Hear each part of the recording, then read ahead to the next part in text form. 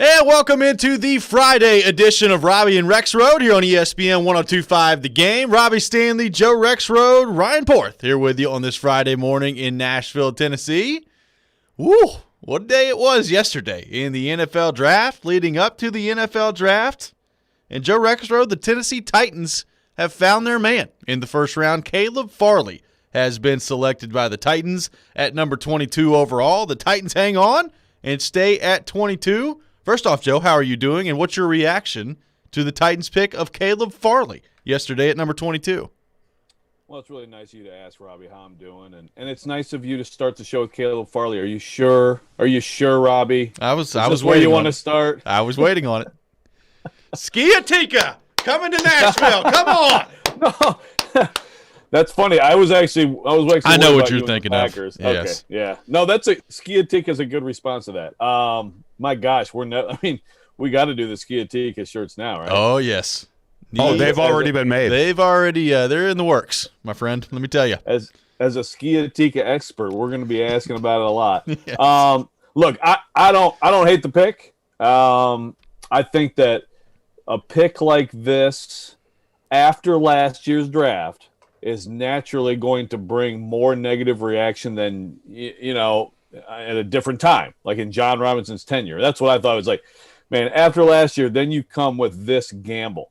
But look, who are any of us to say, like, we don't know all the information the Titans got medically. It sounds like they spent a long time gathering it. He sounded awfully confident last night. Caleb Farley, and I know we'll have some sound of him on the show, but I mean, if you're a Titans fan and you listen to him, you were probably came away excited. I don't hate it. It is a gamble, but if they end up getting the best corner in this draft from a place that produces great corners, I mean, there's no doubt about that under Bud Foster, who just retired. But you're talking about a place that has churned out some great players. Well, then it'll be a good pick. He's always going to be compared to Greg Newsome, who went 26, and apparently the Browns, our friend Charles Robinson tweeted last night, the Browns were just ecstatic that Greg Newsome fell to them. And there was that run on edge guys late, although interestingly enough, Azeez Ojulari was not one of them. I know. So apparently Peter King is, let's go back to that truth or miss segment from yesterday. Obviously, some teams had questions about him, but I do think that's my question is, what are they going to end up with at edge in this draft? And are we sure they couldn't have ended up with a pretty darn good cornerback today after going edge yesterday? But I don't know if any of those guys were worth, the 22nd pick. That's probably a reach if you don't believe in Ojulari, as apparently the rest of the league doesn't either. So I'm coming all the way around to I don't hate it. I'm fine with it. It's high risk, high reward, and he's done it before. Yeah, I mean, it's one of those things where I think the player himself, nobody questions his talent.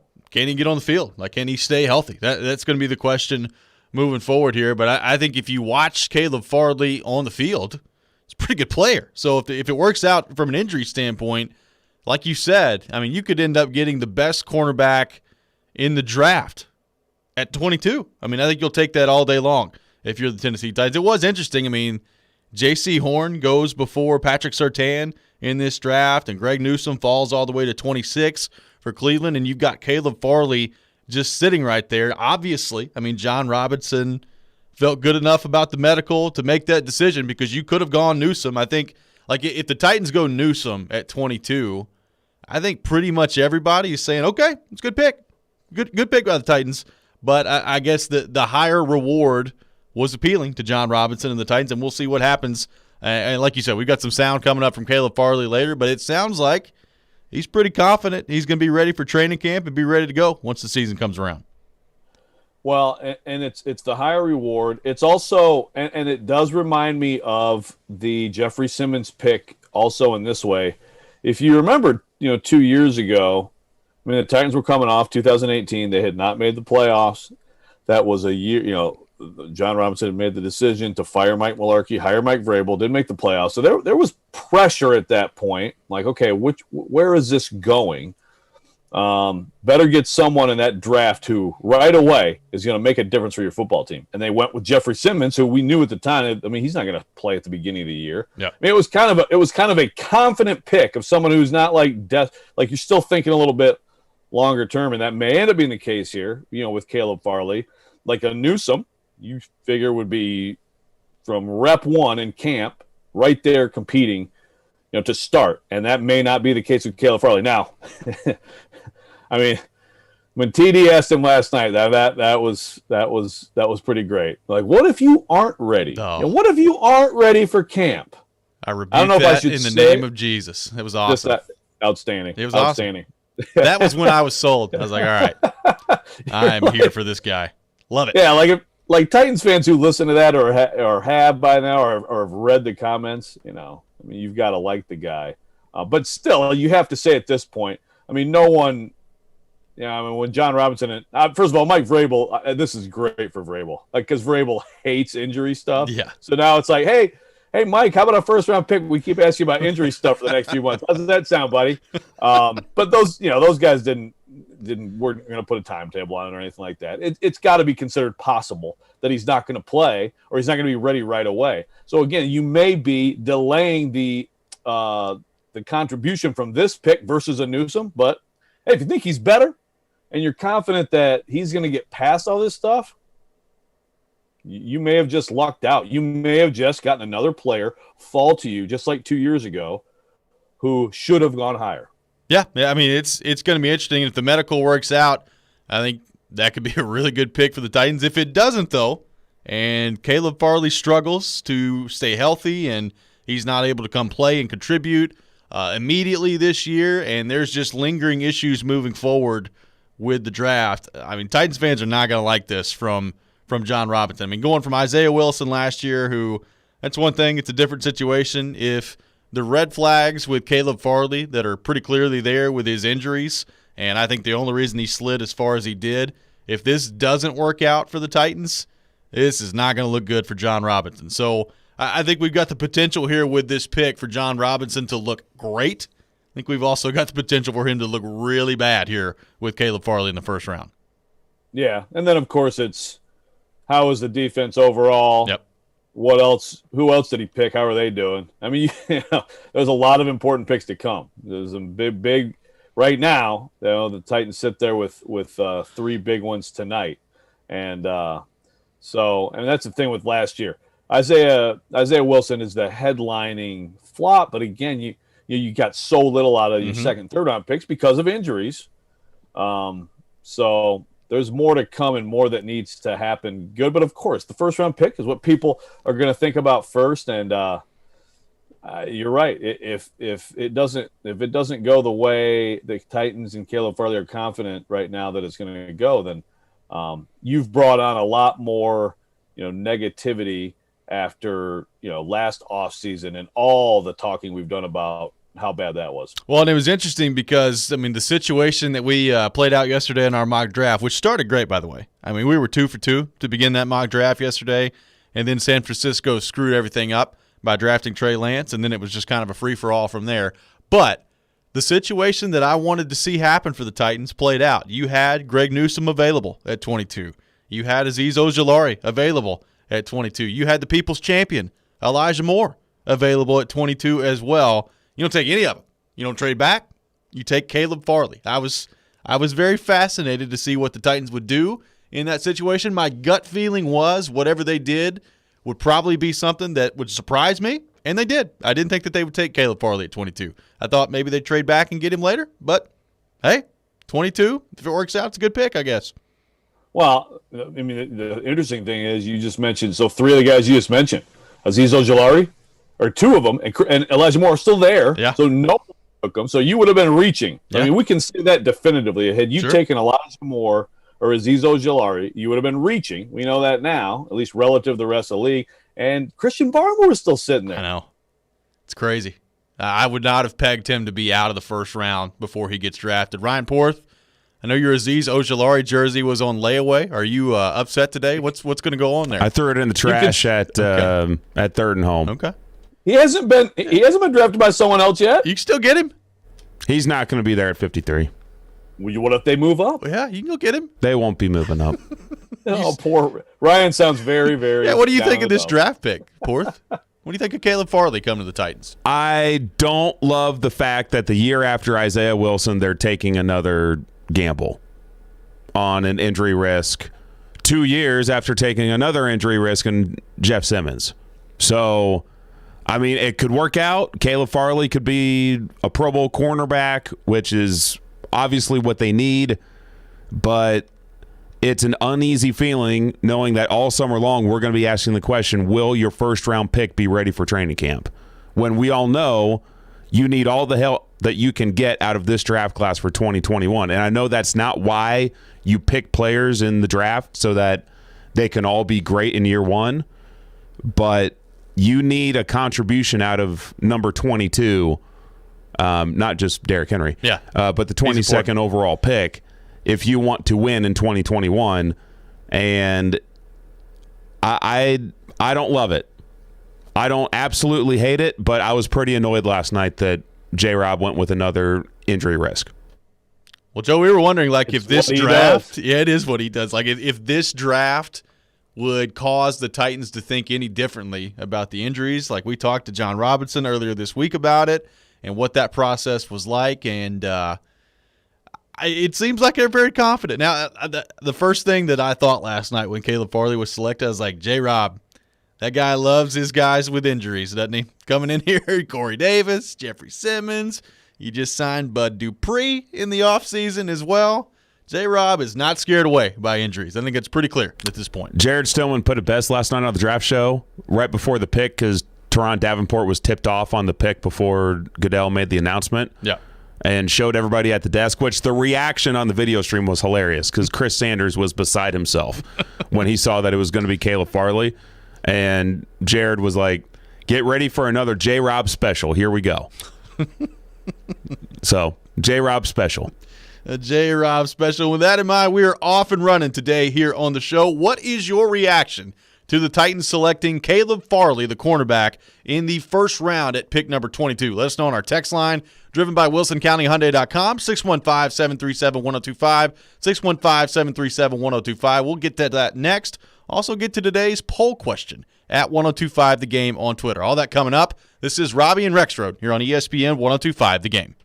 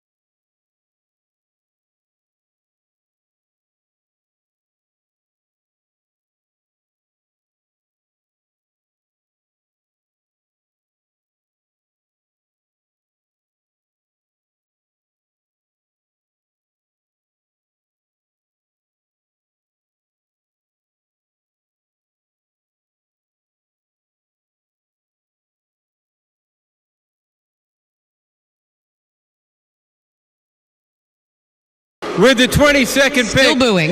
in the 2021 NFL Draft, the Tennessee Titans select Caleb Farley. I mean, when if you could have drafted those other guys, Newsome or Ojulari, you don't have any question marks. With Caleb Farley, you don't know if he's explosive. You don't know if he can, run or anything like that, because everybody was talking about that he's fluid and fast. Okay, I want to see the individual workouts, but you don't know because he didn't have an individual workout. So it's so many question marks, and I'm not disrespecting, yes I am, Dan Gummit. I'm going to, it was a terrible pick. I mean, it was. And I'm not saying it's a terrible pick because he's not a good player. It's a terrible pick is because you don't know if this guy's healthy or not. That was forever Titans wide receiver Chris Sanders on the draft show last night. Jared Stillman, Mark Howard, Teron Davenport, Chris Sanders hanging out last night at Third and Home and reacting live to Caleb Farley being selected by the Tennessee Titans with the number 22 overall pick. Joe, what do you think about what Chris thrown out there of the concerns of not being able to watch him run this year with the injuries and calling it a terrible pick for the Titans? Not because of the player, but because of the situation where they took him at number 22. Well, one thing I would immediately disagree with is, you sure you don't have a question about Ojulari? Apparently people do. That guy in particular, clearly, we're talking about, again, in mock draft land, yes, which, as we know, is its own little fantasy place that always looks quite a bit different than reality on this morning every year. But still, you're talking about a guy who was projected to go high in the draft by some people, certainly in the first round. I didn't see a mock without him in the first round. Then Peter King comes out a few days earlier, a few days ago with this knee thing, and he doesn't put him in his first round, and here we are. So clearly there's a question with him. I do agree with Newsome. I mean, it's a safer pick to go with Newsome. So Chris said there, you don't know, but here's what we all don't know is what the Titans know. I mean, there are a lot of different questions thrown at Robinson and Vrabel about that last night. A couple times Robinson basically was sort of like, I'm not giving medical info out, Farley, by the way, and I didn't even realize, apparently this has been reported. I don't know, but Farley, I think it was Luke Worsham, asked him, do you need any other surgeries? And he's like, no, those are false reports. And I was like, I didn't know that there were reports that you needed more surgeries, but he says he's fine. I think a key thing is was this a new injury or was this just something that like he had to have done tracing back to 2019? I asked him about that, and he said that it does go back to the one and that he probably should have had this back then. And I'm sure a lot of teams are like, yeah, wish you did, although that had nothing to do with him opting out in 2020. Either way, I understand the criticism for someone who hasn't played football in so long and has these questions, but we don't know the extent of the Titans' knowledge on Caleb Farley, and we won't know. What we'll know is what we see from him, and then, we're going to annoy the hell out of Vrabel here. Yes, he is not going to like this. How many times he's going to be asked about Caleb Farley's health. Let's go to our text line, driven by WilsonCountyHyundai.com. Ben text in, fingers crossed that this works out, but it's scary because of the possibilities. Farley's injury concerns, Johnson can't cover, Jenkins is on the age cliff, and Fulton is a mystery. Byard disappeared, and we cut Vaccaro. If the dominoes fall the wrong way, we could have one of the worst secondaries in the entire league. What do you think of that, Joe? I mean, it is a calculated risk by the Titans here to select Caleb Farley, but if this doesn't work out, and you've got Kevin Johnson back there, and Janoris Jenkins, he's 33 years old. I mean, that drop-off can come at any time when you get to that age in the NFL at that position. This could end up being pretty interesting in the secondary if things don't go well for the Titans, if they don't work out the way that they're hoping. Geez, Ben, you just made it sound like the worst secondary in the history of the NFL there. I mean, if all that stuff goes bad, yeah, it's not good. To me, another good question from last night, by the way, was, okay, does this mean Fulton's inside? I would assume it would if Johnson gets pushed back to the 4, if Caleb Farley is in a position to push for a starting spot, at the start of his rookie season. But I would assume that would be the case. It would be Jenkins and Farley outside, Fulton inside. Vrabel wasn't entertaining that one last night either. But, yeah, look, they are a ton of the future of this team's pass coverage duties are in the laps of Christian Fulton and Caleb Farley. Fulton was hurt most of his rookie year. We don't know a ton about him. We knew all along he was going to have a lot on him, especially once we found out that both Malcolm Butler and Adoree Jackson were going to be let go. Yep. And now it's Caleb Farley. I mean, those are the two guys. I think Jenkins is a stopgap and Johnson's a stopgap, but those two guys are the future of the secondary. And how good can they be now this year? Big question. Let's go to our 102.5 The Game phone line, driven by WilsonCountyHyundai.com, and welcome in our buddy Kinston, who wants to weigh in on Caleb Farley. Kinston, thanks for calling in to Robby and Rexrode. What's going on, guys? What's up, man? What's up, Kinston? What's up, Joe? I love the pick, and there was something that kept going on with that microdissectomy, and I was like, man, I've heard that somewhere before. And, as an avid sports fan, I got to researching, and I don't know if you guys have heard of in the NBA, Michael Porter Jr., played for the Denver Nuggets. Had the exact same surgery, and it was kind of mirror image. He was supposed to be a top 5 pick in 2018, I think, in the NBA, ended up falling maybe 10 spots because of the back, the same situation. Now, he ended up missing his entire rookie year, not from the surgery, I believe, just from precaution, and he tore an ACL in high school, too, very similar to Caleb Farley. And he's come back, 2-3 years later, no issue at all from it. The prognosis at the time was he's going to make a full recovery. Same thing with Caleb Farley. Much lower time frame for him, 4 months for Caleb Farley, expected to be back from training camp. So I have no issue. I don't think those guys saw that medical report, saw an issue, and still pulled the trigger. I think that he's going to be fine. Comparing the two from the two different sports, two different people, but similar surgeries and similar recovery time frame. So you can know what you guys think about that. Thanks. Thanks for the call, Kinston. We appreciate it, man. Yeah, I mean, I think what Kinston just laid out there, the Titans feel good about it, obviously. I mean, I think they're looking at this prognosis with the surgeries that he's had, and they must feel like he's going to make a full recovery, and he's going to be available, and he's going to be a really good player for the Titans as they move forward here. And look, I hope they're right. I mean, I would love to see what a fully recovered Caleb Farley looks like here. Now, I think when you start talking about back surgeries, and we talked about this leading up to this process in the draft, back surgeries and back issues, not for everybody, but for some people, can linger, and they can hang around for a long time. I mean, I know it's not the same injury, but like I'm thinking right now of Steve Sullivan with the Predators, who was a great player here with the Predators. He had a back issue that basically kept him out of the lineup for like 3 years. I mean, it's one of those things when you start messing with back issues, that's very concerning to me as you move forward here. So, look, I hope Kinston's right. I hope that Caleb Farley makes a full recovery, and we're not even talking about this time a year from now because he's on the field and the back stuff's behind him. But this is going to be a very fascinating offseason to see if he's ready in time for training camp. Yes, and look, there's certainly this scenario. Kinston is an optimist, and there's certainly a scenario where it's like, yeah, no big deal, it's fine. There's been other people that have had this too, and Porter's a great example. But like you said, Robby, these things tend to come back on some people and tend to be chronic problems, and that's one thing you worry about. Is this something that just goes away? Even if he can play right away, if he's ready for camp and he's ready to go, is this something that comes back in year 2, year 3, whatever? I mean, I think just back in general, there's something scary about that. And look, this is where, again, there were some good attempts last night to try to get to pin down exactly what the Titans were able to do in terms of getting information. But certainly this is not a normal year for that, right?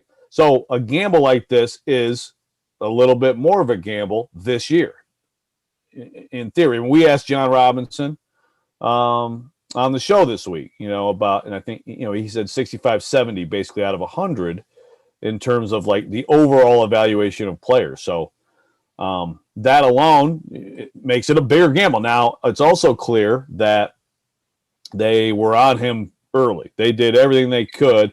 They went back and back and back to try to figure things out. I will say, though, that it's interesting that Farley said really like no other team showed this level of interest in him. Now, why would that be? I think why that – well, I can answer that for some teams. Some teams, teams obviously go about this differently. Some teams see something like this and say, nope, we're just not doing it. It's a non-starter. obviously, John Robinson does not have that policy. He does not. But he's not the only one.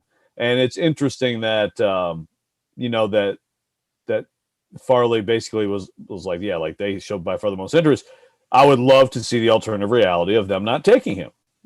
Just like we see with Azeez Ojulari, Christian Barmore, and Elijah Moore, 3 guys popularly mocked to the Titans, all not in the first round. Where would Caleb Farley have gone had the Titans not picked him? We'll never know. I'd love to know, though. Yeah, I'd love to know a lot of things. It's a really interesting question, and Caleb Farley was asked last night after the draft about this process and about constantly being asked about his injuries moving forward and throughout the process of this draft. Here's what Caleb Farley had to say. How tiring was it? I mean, how fatiguing was it on you to try to tell everybody, I'm going to be okay? Yeah, it's just frustrating. You get to a point where you know what I'm saying, you want a team to draft you that believes in you, and if you don't believe in me, then play against me. Well, that was Caleb Farley last night. If you don't believe in me, play against me. I like that. I mean, there were several comments last night from Caleb Farley where you're like, okay, like I understand why he's appealing to people. I mean, the guy's competitive. I mean, they talked about, the best matchup for Caleb Farley being in the secondary. He says, yeah, Caleb, you're up against that guy. That's the matchup that he's looking for. So this is going to be if he's able to get on the field, I think it's pretty clear that he's a competitive guy, and the tape doesn't lie. He's pretty good. Can that back hold up? Can these injuries hold up? That's going to be an interesting question as we move forward. We'll continue the reaction on the Titans selecting Caleb Farley in the first round of the draft. Got a lot of text to get to on the text line, driven by WilsonCountyHyundai.com, 615-737-1025, 615-737-1025. All that coming up next. This is Robby and Rexrode here on ESPN 1025, The Game.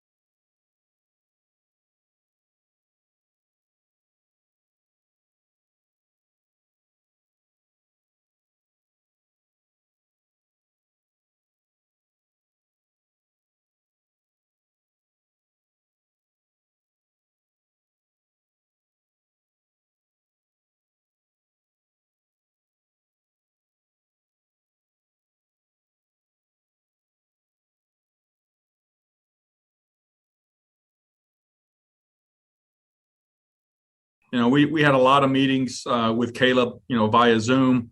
Our doctors, our trainers spent a lot of time, analyzing all of the stuff and talking with Caleb over the phone. And we're super stoked to have him as a part of our football team. That was Titans general manager John Robinson after the first round of the draft last night, discussing the selection of Caleb Farley to the Titans at number 22 and kind of highlighting the process of going through the medical evaluation of Caleb Farley as well. Welcome back in, Robby and Rexrode here on ESPN 102.5 The Game. Robby Stanley, Joe Rexrode, Ryan Porth here with you on this Friday morning in Nashville, Tennessee, streaming live on Periscope, on YouTube, and on Twitch as well. Joe, let's visit our poll question of the day at 102.5 The Game on Twitter.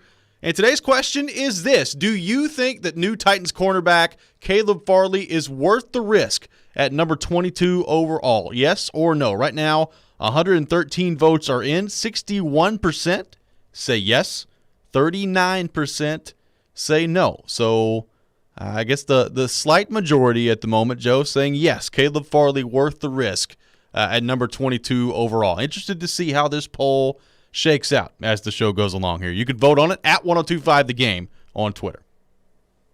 This will be one of those. If you tend to be a sunshine blower, you probably feel all right. You can talk yourself into this pretty easily.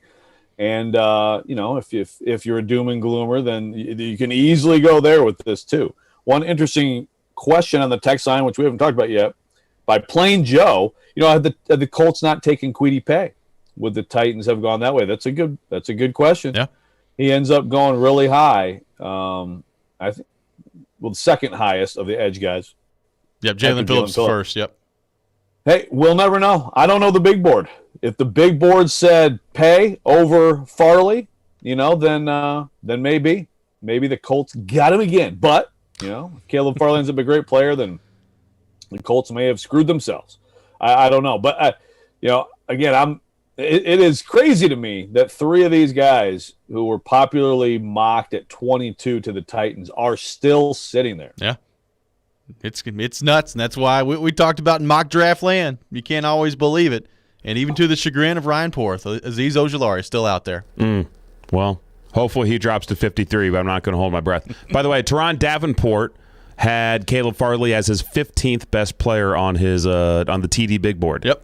Last night during the draft show. So that's good value for the Titans, getting him at 22 there. So good way to go, TD. We will see. We'll see what happens. Definitely better value than when the Las Vegas Raiders took Alex Leatherwood. Yeah, a tackle that was projected in like the 6th round. Yeah, that was interesting strategy by the Raiders yesterday. Hey. Every year the Raiders do something. You're like, really? Someday that evil genius John Gruden's going to put it all together. It's like an NFL draft tradition. If Ojulari does fall to 53, you still going to be as excited about him? Yes. Okay. I will still get the jersey. Okay. He does have an awesome name, that's for sure. Yeah. Well, the immediate question with Caleb Farley, like the long-term injury and the prognosis of that's one thing. But I guess the immediate question for Titans fans is, hey, like, are you going to be ready to play this year? Are you going to be ready for training camp coming up? Because if you look at that Titans secondary right now, they could use a completely healthy Caleb Farley in the mix. And Caleb Farley was asked about if he'll be ready for training camp last night in his press conference after the draft. Here's what Caleb Farley had to say. If you aren't able to go at training camp and they want to take that patient approach with you, how are you going to deal with that, especially considering you haven't played in so long? Yeah, I rebuke that in the name of Jesus. I'm expecting to be ready. So that was Caleb Farley after the draft last night. I rebuked that in the name of Jesus. And, Joe, that's when I was sold on this pick. I was ready to go after that. Oh, man. That's awesome. I love it. And by the way, we haven't talked much about this. With Caleb Farley, one of the things about him that you would think might deter the Titans, he was an opt-out this year. John Robinson talked about opt-outs this week, and one thing he said, to paraphrase, was, every situation where we found out why. I think players who are just like, I'm just gonna not risk it, not play.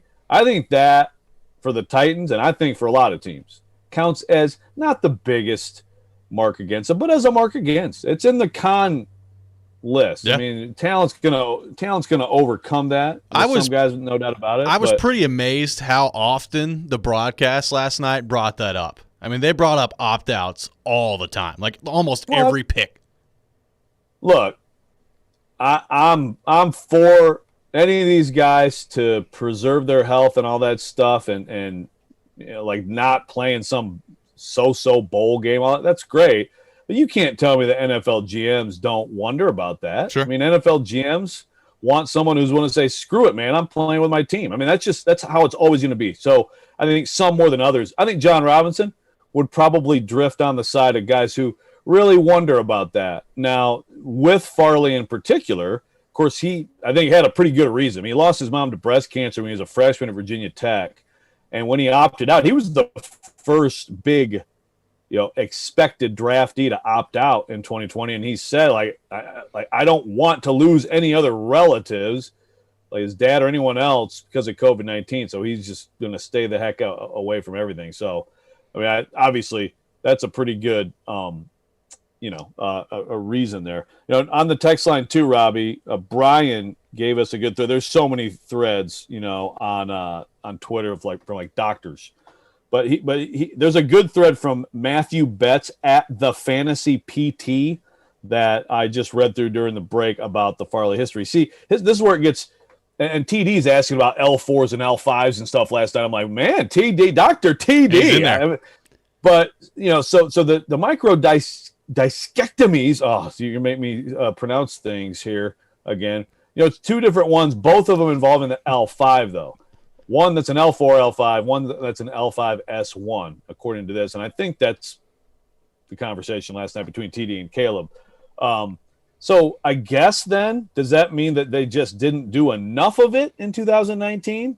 See, that's where it gets confusing. It sounds like it could be a new injury, but if it involves the L5 both times, maybe they just weren't extensive of. I don't know. The way Farley made it sound was that he should have had both back then. Yeah.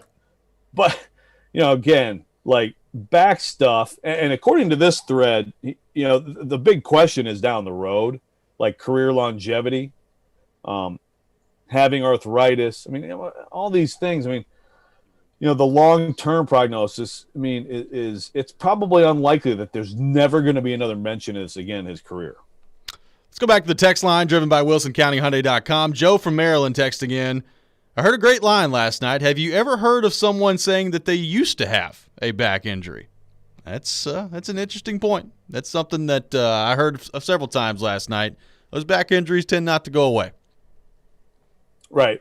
No, that's a good point. And again, the two surgeries by this age. I mean, that's there aren't a lot of precedents for that, in the NFL. So. It's a wait and see thing. I mean, again, according to this particular doctor on Twitter, there's probably a good chance that short term he's going to be fine, play a high level this year. It's just, I mean, in this league, anything that you have has a good chance of being aggravated the way this league is played, for as much as it's changed over the years. So it's just going to be, I mean, it'd be very surprising. I won't be surprised at all if he's ready to go and he plays this year. I will be surprised if this doesn't come up multiple times in his career. Well, the thing is, like, if he's on the field and he's able to go, I mean, the Titans are getting a pretty good player. I mean, Caleb Farley, and look, I don't know what he can run like now, but back when he was playing every down, the kid can run. He's got a good size at that position as well. Like, physically, if he's right, I think his makeup is about as good as you can hope for at the cornerback position, and that's going to translate to the NFL. If he stays healthy, I think you're in good shape. And that's what the Titans are banking on at this point. If he stays healthy and he looks like 2019 Caleb Farley out there on the field, I think you're getting a guy that can absolutely come in right now and contribute right away for this team.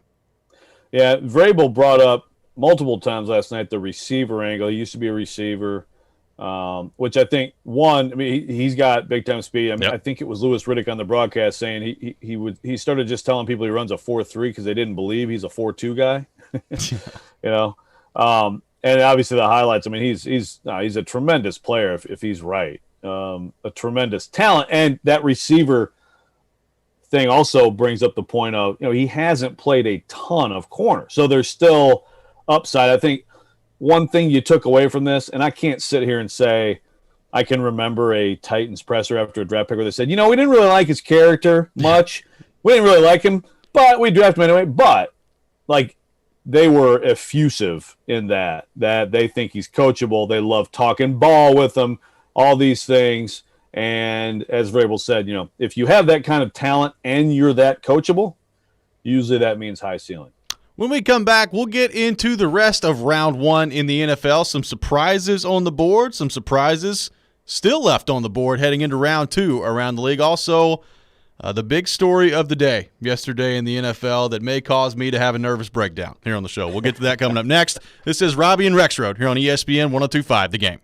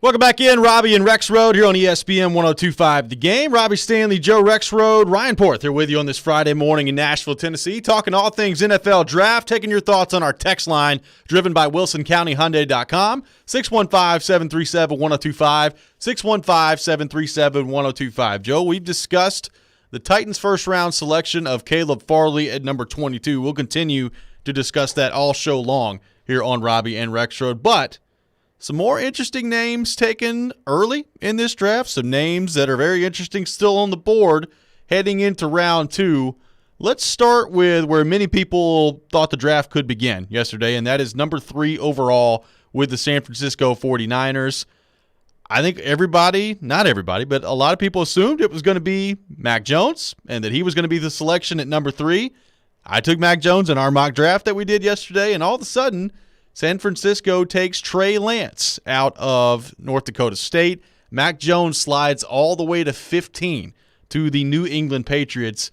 What did you think of San Francisco taking Trey Lance that high at number 3? Well, my first reaction was, oh, boy. Yeah. And honestly, it was too much. It's chaotic on these draft nights when you're trying to cover something. I think I got like 4 different stories at The Athletic this morning. So I'm trying to figure a bunch of stuff out and get it ready for whoever the Titans are picking. So I didn't really hear. I mean, I assume the 49ers said that he was the pick all along. Is that right?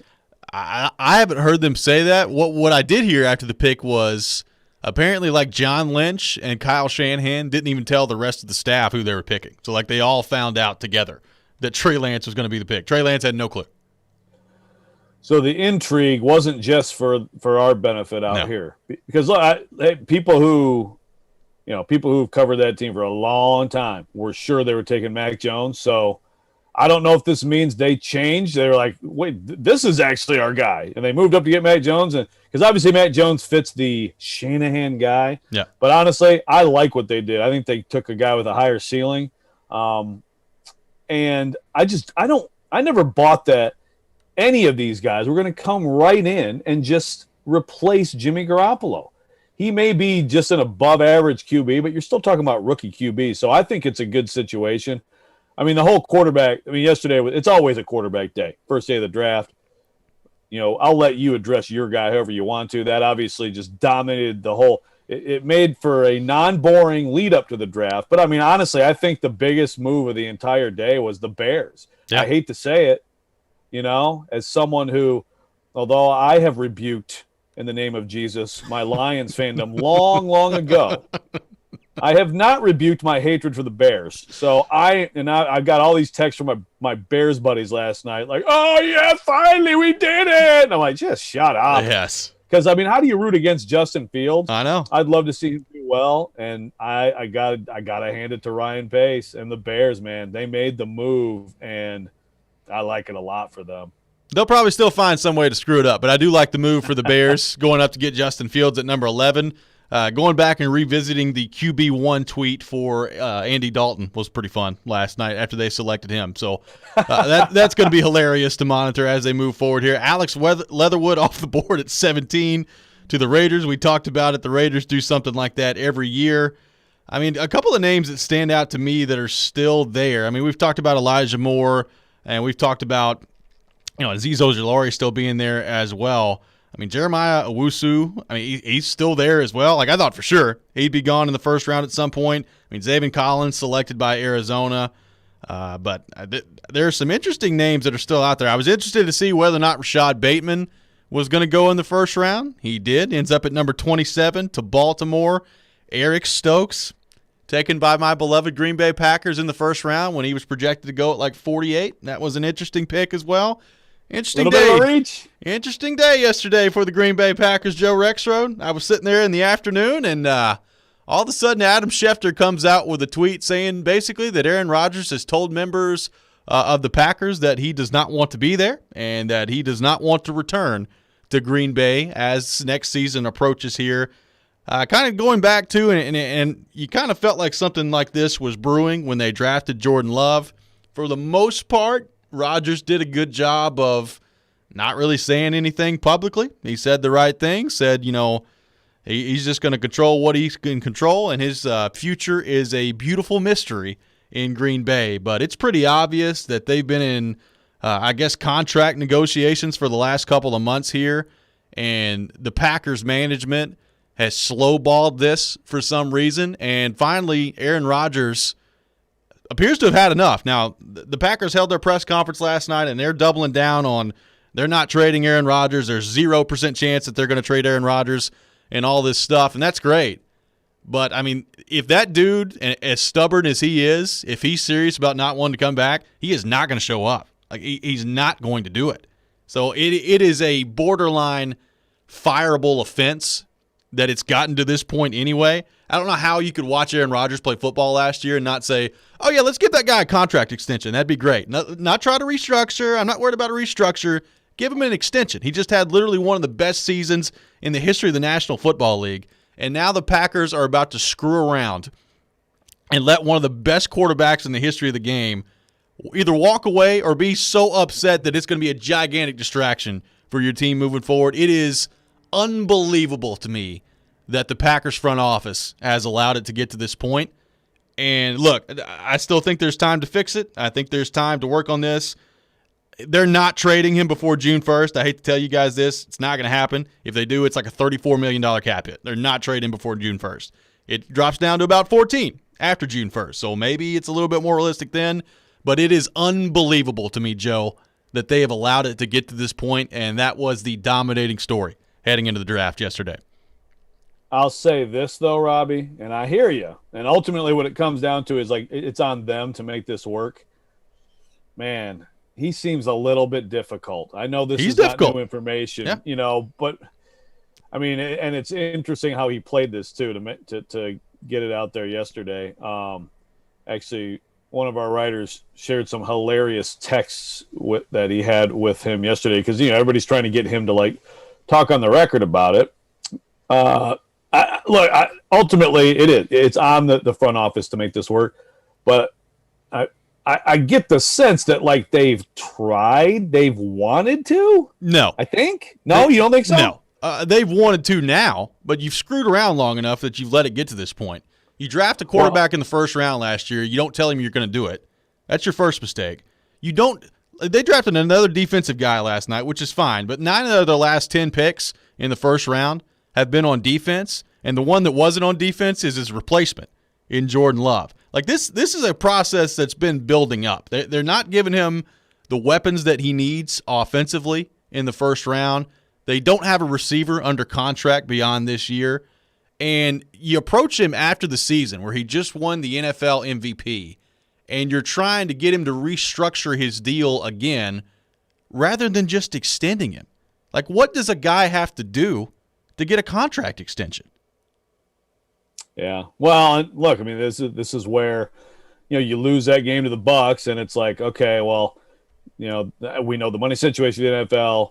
You're hoping that you feel like you've got to do other things to get yourself to that level. You know, you're balancing that against not offending him. But you talk about, like, front offices in the NFC North. You know, all of a sudden the Bears are the toast of the NFC North, and it's the Packers that have become the you know, obviously they've done a very good job of building that team, but a lot of it comes down to Aaron Rodgers and what he is and what he's been for a long time.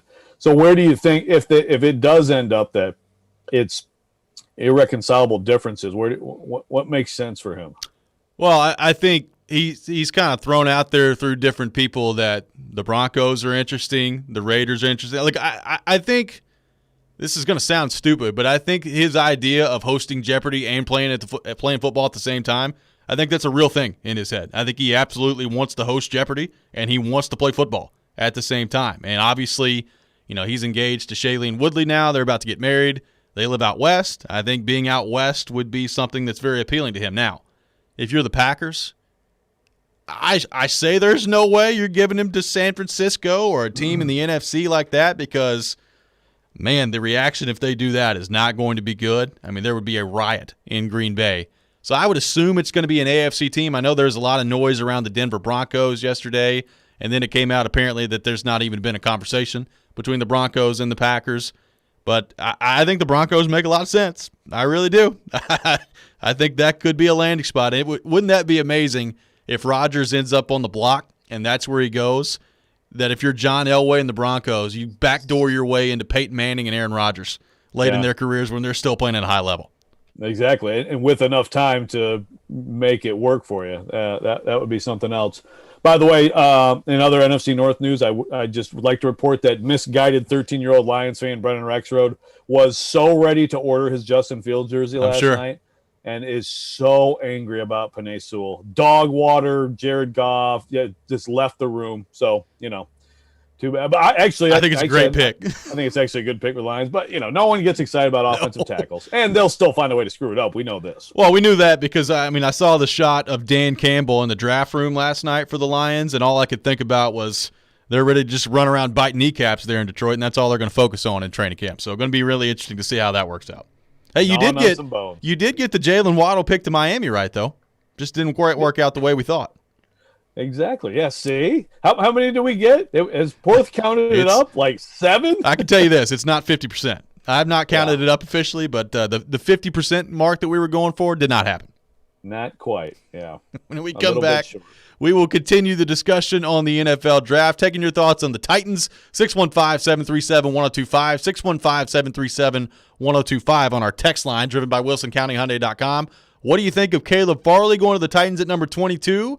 And now that the table is set heading into the second round, what should the Titans do next from here? All that coming up next. This is Robby and Rexrode live from the wholesaling studios, powered by RumbleOn.com, here on ESPN 102.5 The Game.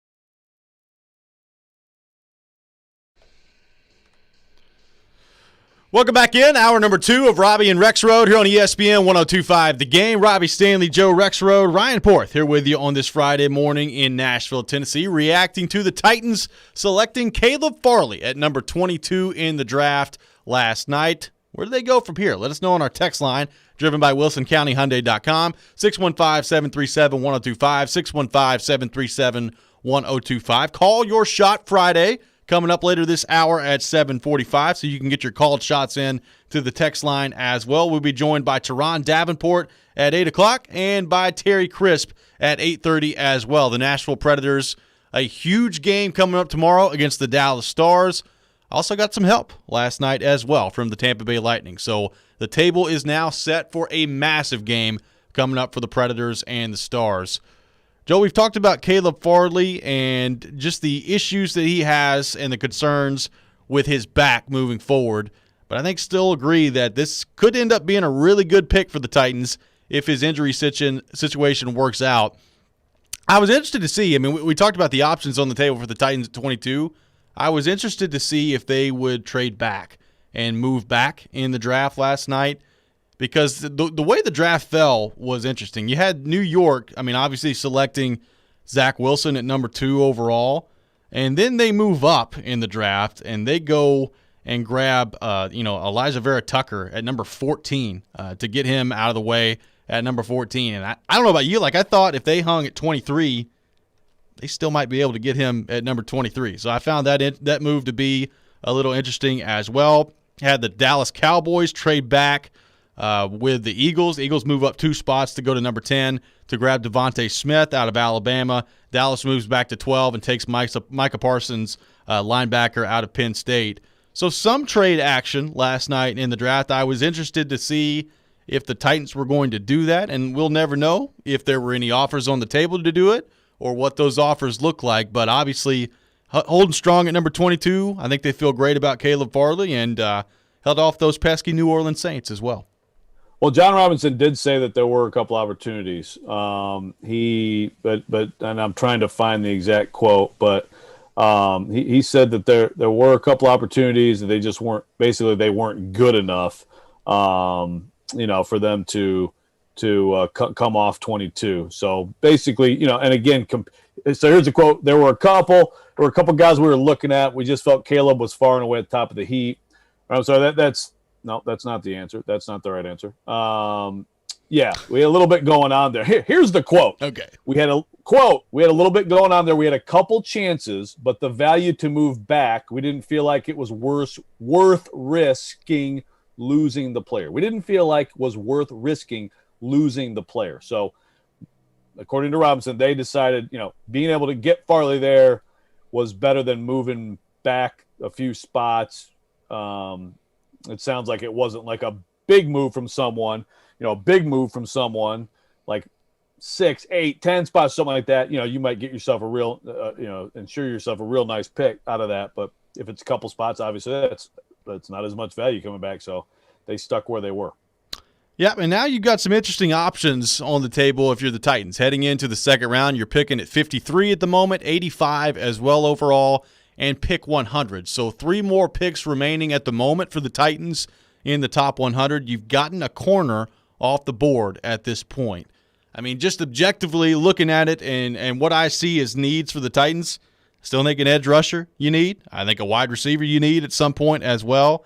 Going to have to address the tight end position at some point as well moving forward here as well. So, look, a lot of this is going to depend on how the board breaks heading into the 53rd overall pick.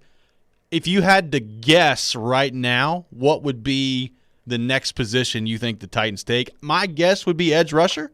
I think, one of the other picks last night that kind of took me off guard was New Orleans at 28, moving up and grabbing Peyton Turner. He was generating some momentum this week and kind of moving up some boards. So I was curious to see if he was going to end up in the first round. He did with New Orleans. But we've talked about it. Gregory Rousseau goes. Jalen Phillips goes last night. Kwity Paye goes last night as well. Azeez Ojulari's still on the board, but the depth at the edge rush position not as strong as it is at wide receiver. My guess would be that's the route they go at 53. Well, I don't know. That's a great question. By the way, I just tweeted out. I put 23 guys that I think they could possibly take today, and some of those guys are edge guys. The thing is, Robbie, if Ojulari's gone, and I think an interesting guy is Joseph Asai. Yep. But if that tier of guys is gone, then I'm not sure that you don't go receiver next. I mean, again, this is where we get into what's your big board say. Like you may, let me just throw a name out there randomly. I don't know, Rondale Moore. Oh yeah, maybe they're at 53, and you may just value him above whoever is left at the edge, and then take him, and then you're looking more in the realm of Dayo Odeyingbo, maybe Rashad Weaver, another guy threw out there. I think a guy. Patrick Jones is second from Pittsburgh. It's two Pittsburgh prospects, but he's a straight up 4-3 defensive end. I think Rashad Weaver, who some people have below Jones, but I think he actually fits the Titans defense better. So I'm not sure about that. I think it just depends on who is actually there. I think there's a pretty big fall off at edge after the next few guys. We're in the middle of a run right now on edge guys. Yep. Is that going to continue early in the second? I don't know, but everybody's looking for more edge guys. Let's go to our text line, driven by WilsonCountyHyundai.com. Got a texter that says, Caleb Farley should be on the field this year more than Dory was last year. Tighten up. You would hope that's the case if you're the Titans. You're going to need him to be on the field a lot more than Dory was last year. That would be very helpful. That would be very helpful, yes. And another thing with Farley, I've wondered, especially with Butler, you lose Butler, you lose a lot of fire. And I understand, guys hit the cliff a little bit, can't run as well, but you lose that. I think you get some of that back with Jenkins, but I do think there's another thing about Farley that's pretty obvious after talking to him last night. He's confident and vocal, and I think he's going to bring the swag that they're losing with some of these guys. Vaccaro is another guy who leaves a void in that way too. So, Joe, I know a lot of Titans fans wanted Elijah Moore to be taken at number 22 overall yesterday in the first round. And we talked about Todd McShay kind of leading into the draft, saying that from the teams he's talked to, there's not a team that did not have Elijah Moore at number 4 on the board. And we played our truth or myth segment as to whether or not that was true. Turns out that was not true whatsoever. Kadarius Toney going off the board at number 20 to the New York Giants. I have no clue whether or not McShay talked to the New York Giants before the draft, but Toney off the board at number 20, Rashad Bateman off the board at number 27. So you're talking about, you're 5 wide receivers deep at this point into the draft, and Elijah Moore not selected. Were you surprised that Elijah Moore did not go in the first round last night? Yeah, I assume McShay talked to a lot of teams. Were they all BSing him? Maybe he didn't talk to the right teams. But yeah, I would not have guessed. And I think Toney in particular, I figured Bateman would go in the first round. I think Bateman to the Ravens is a pick that makes sense. And I think a lot of people actually mock that one, but Toney going and Moore not going, definitely a surprise to me. I think Moore is at least the more polished and more reliable prospect. Now, Toney may have a higher ceiling. He's a very explosive player, but that was surprising for me. And, so you got Moore, you got Ojulari, you got Barmore. You've got a bunch of guys, who were thought to be first rounders. This happens every year. But are any of these guys alluring enough to the Titans for a move up? Yeah. I don't think John Robinson should move up. I think had he moved down to get another pick and then could use it to move back up, that makes sense. I still think that the 9 picks is big after having a total of 16 in the past 3 years. But it's the same thing. It's always the same story. If you have a guy that you absolutely covet, sometimes you do stuff like that. Terrace Marshall from LSU is another guy who probably projects to go pretty early in this round. Pat Freiermuth from Penn State, There's a lot of possibilities here, and that is one of the things that you have to at least consider as being on the table moving up. Let's go back to our text line, driven by WilsonCountyHyundai.com. Got a texter that says, I've lost all faith in J-Rob. I am stunned at this horrible pick. There are some Titans fans that were just floored last night that they selected Caleb Farley with the back injuries that come on the table. I mean, look, it's one of those things where as the offseason goes on and hopefully he's healthy, the mindset could change. But I did see a lot of reaction on Twitter last night from Titans fans who were outraged that Caleb Farley was the pick at number 22. Yeah, no doubt. And I feel like, look, that's fine. If you went into this draft after last year saying, look, John Robinson, you can't gamble. Like, just take a sure thing. If you want to look at the league-wide view, Arshil Kapadia, friend of the show, did grades today. By the way, he gave the Lions an A for Sewell. Yeah. We have a text on the text line wondering why the Bengals didn't take Sewell. I agree. I think they should have. Yep. But he gave the Titans a C, and it sort of I think it's a popular sentiment. Like, are you sure you want to gamble right now on this in a year that's not still full evaluation after last year? With a back, which is just such a, I think, worrisome and potentially long-term thing. All fair questions. I just, look, if we don't know the information, we don't know the depth of the information they got, we're not going to get it. We're not going to get everything they got. And, Caleb Farley tired of answering questions about his back by the end of the presser last night. Yeah. So we're just going to have to wait and see on that. But I get it in terms of here's a top 10 talent that you can get at 22. If it breaks your way, you've maybe locked up a cornerback who could be one of the few second contract guys that you've had. That's the idea. And John Robinson has given 2 players he's picked a second deal so far in his tenure. So again, I think the reaction to this falls along the lines of which way you tend to drift. Sunshine blower? Sunshiny? Doom and gloomer. That's the question you've got to answer today if you're a Titans fan. We'll continue this discussion when we come back, taking your thoughts on our text line, driven by WilsonCountyHyundai.com, 615-737-1025, 615-737-1025. That's coming up next. This is Robby and Rexrode here on ESPN 102.5 The Game.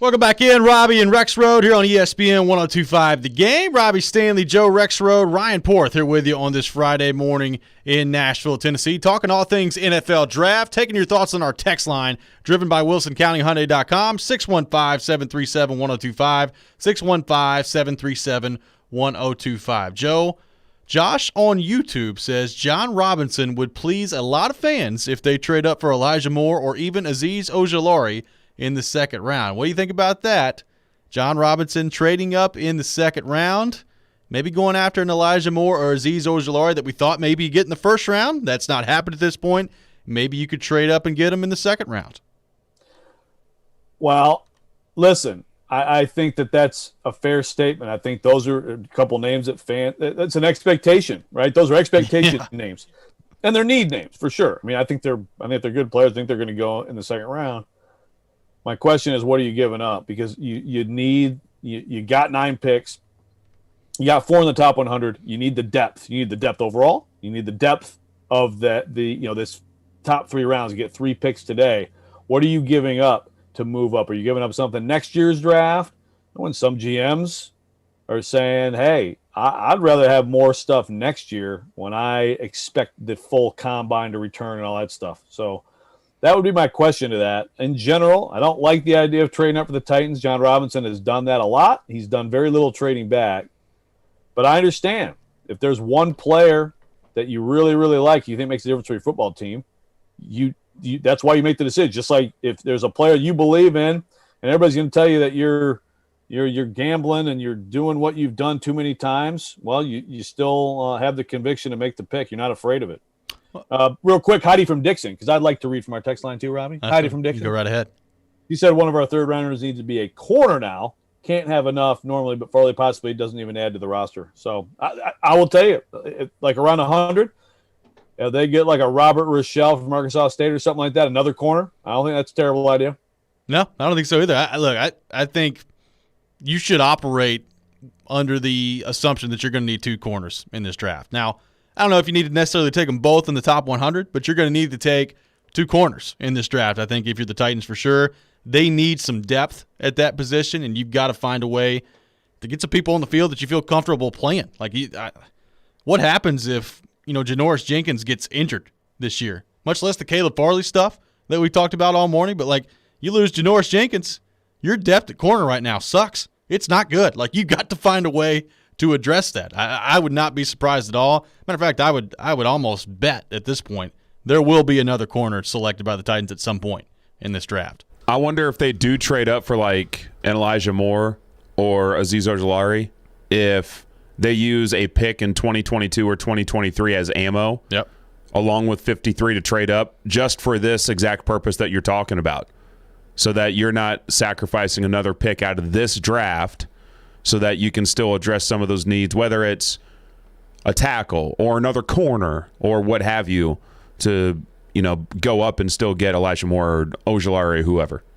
Yeah, I mean, it's an interesting point. And Ojulari, I think it's pretty obvious at this point, whatever knee issue that he has had or that he's got, that's affected where his draft status is. I mean, I was shocked that he slid out of the first round. I think yesterday we threw out the over-unders, and it was in the 20s. And I was like, well, that's an easy under. Take that down. Take that all day. And there all of a sudden he slides out of the first round. I just wonder how long the slide continues for Ojulari. Joe, as you mentioned, I mean, they're on a run right now for edge rushers, so I don't think it's going to continue too much longer. But I was blown away that he moved out of the first round.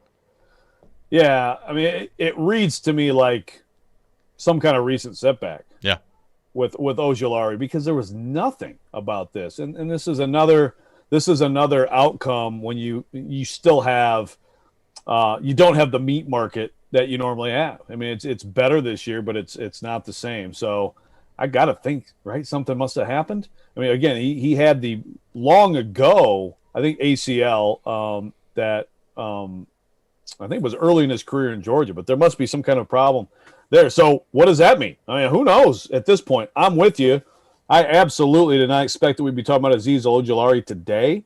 I wonder how afraid teams are of him right now. Yeah. Let's go back to the text line, driven by WilsonCountyHyundai.com. I got a texter that says the Titans must be aggressive. You trade up. The window to win is now for the Titans. We've had a couple of comments on the text line driven by WilsonCountyHyundai.com about how your window to win right now if you're the Titans is here with Ryan Tannehill, Derrick Henry, A.J. Brown, the players that you have firmly established in this core group. So if you have to give up future assets to do it. You try to win now. What do you think of that? Well, yes, but again, these some of these assets, if we're talking like next year and that, I think that's fine if you really have a strong conviction on somebody you're trading up to get. I think if you're talking about this year, you need not just another difference maker or two. Like, you need to fill out your roster, which of course has been pretty well gutted by the cap situation, with several guys still who are going to make the team, and certainly guys who are going to be kicking team guys, but even guys who are going to be starters or backups who play. There's an edge to come here that's going to be your number 3 edge. There's a receiver who's going to be a starting receiver probably, certainly in 11 personnel, right? Yeah. There's certainly room for a defensive tackle to come in and play. There's certainly room for an offensive tackle to come in and maybe compete to start at some point. I mean, so it's win now with depth, with the quantity of picks. But look, if you move out a second from next year for someone you really love tonight, that's a win now move, and the Titans are in that mode. They got 3 years left, they know, with Tannehill and Henry.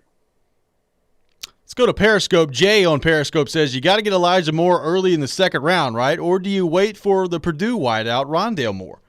My guess would be, like, both of them aren't going to make it to 53, right? Like, Elijah Moore and Rondale Moore is not making it to 53. Well, I don't know. I wouldn't think so. I would think less so with Elijah. I mean, if he makes it that far, talk about some misinformation on him, right? Absolutely.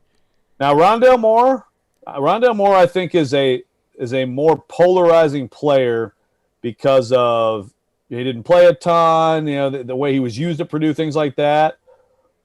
So I think it's possible for him to be there. But, if Elijah Moore's there, then maybe something else happened to him too. I don't know. We were sold a bill of goods on Elijah Moore. I'm never listening to Todd McShay again, but I'm always going to listen to Peter King. That's right. Let's go to our text line, driven by WilsonCountyHyundai.com. Raymond text in, another night one of the draft and another busted-up pick from the GM. Better work, or his seat might be on fire by the end of the year. What do you think if this Caleb Farley pick doesn't work out for the Titans this year? Then maybe John Robinson could be in some trouble at the end of the year. Well, again, trouble with publicly, no doubt. I think there's plenty of people who are upset by this. And I'll go back to 2 years ago. There was he fired Malarkey. They win a playoff game. He goes and hires Vrabel. They don't make the playoffs. And he takes a guy who isn't going to be there. They needed help. Every team needs help right away. How many teams in this draft, unless you're like the Chiefs, are like, we'll take Clyde Edwards-Helaire. Why not? Just throw him in there. Or the Bucs yesterday, who took Joe Tryon at 32 and apparently are just going to sack everyone this year. Yeah, right. Yeah, exactly. The luxury pick for the Super Bowl champ. But everybody needs instant help, right? But, Robinson took a guy who wasn't going to help right away. And it was sort of like, to me, it was like a confident pick too. I was like, we're fine. I'm not worried about that. And this is what this is, It's you guys can say whatever you want, but, this is my guy. And it's a gamble, and I'll take the gamble. So would he be on the hot seat with Amy Adams-Strunk? I think we're quite a ways from that. I do too. Will he be on the hot seat out here? Oh, yeah. It's people are ready to turn on the kerosene right now. I'm sure that they are. When we come back, we'll continue the discussion on the Tennessee Titans, including some reaction live on the air last night at Draft Night in Nashville to Caleb Farley being selected. That's coming up next. But right now, Got to tell you about my friends at FanDuel. One of the things I love about betting on basketball is I'm always finding new player props or game props that I like. And what's cool about FanDuel Sportsbook is you can combine these props with other bets from the same game to score an even bigger payout. It's called the Same Game Parlay Bet that you can only find on FanDuel. You can combine the money line, the first basket scorer, the point spread, player points, everything on the table for you, only available on the FanDuel Sportsbook. So if you haven't tried FanDuel Sportsbook yet, new users get a risk-free bet up to $1,000. Just place a bet and FanDuel will refund you up to $1,000 back in site credit if you don't win. And right now, new and existing users can get up to $25 in site credit back each day if your parlay falls one leg short with same-game parlay insurance. You heard that right. Every single day. That's one of many reasons why I bet on FanDuel. So just download the FanDuel Sportsbook app today to try a same-game parlay and use promo code ROB at sign-up. That promo code is ROB. You must be 21 or older and present in Tennessee. Refund issued is non-withdrawable site credit that expires in 7 days. A max refund of $25. Terms apply. See sportsbook.fanduel.com for details. And for problem gambling support, call 1-800-889-9789.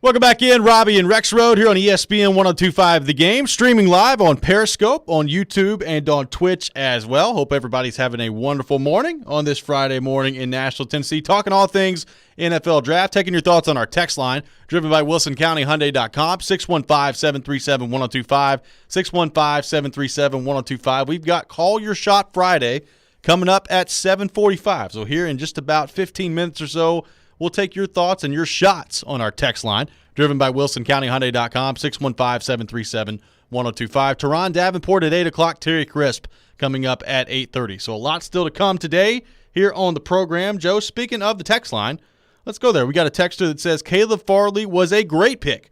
Top 10 corner, and he's only played 2 years at the position. Titans fans are not doctors, so shut up already. There have been some negativity about Caleb Farley already on the text line this morning.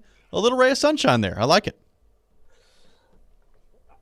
I think it just really it's how you want to look at it. Yeah. You can talk yourself into either you can talk yourself all the way into what a disaster or he's going to be a Hall of Famer.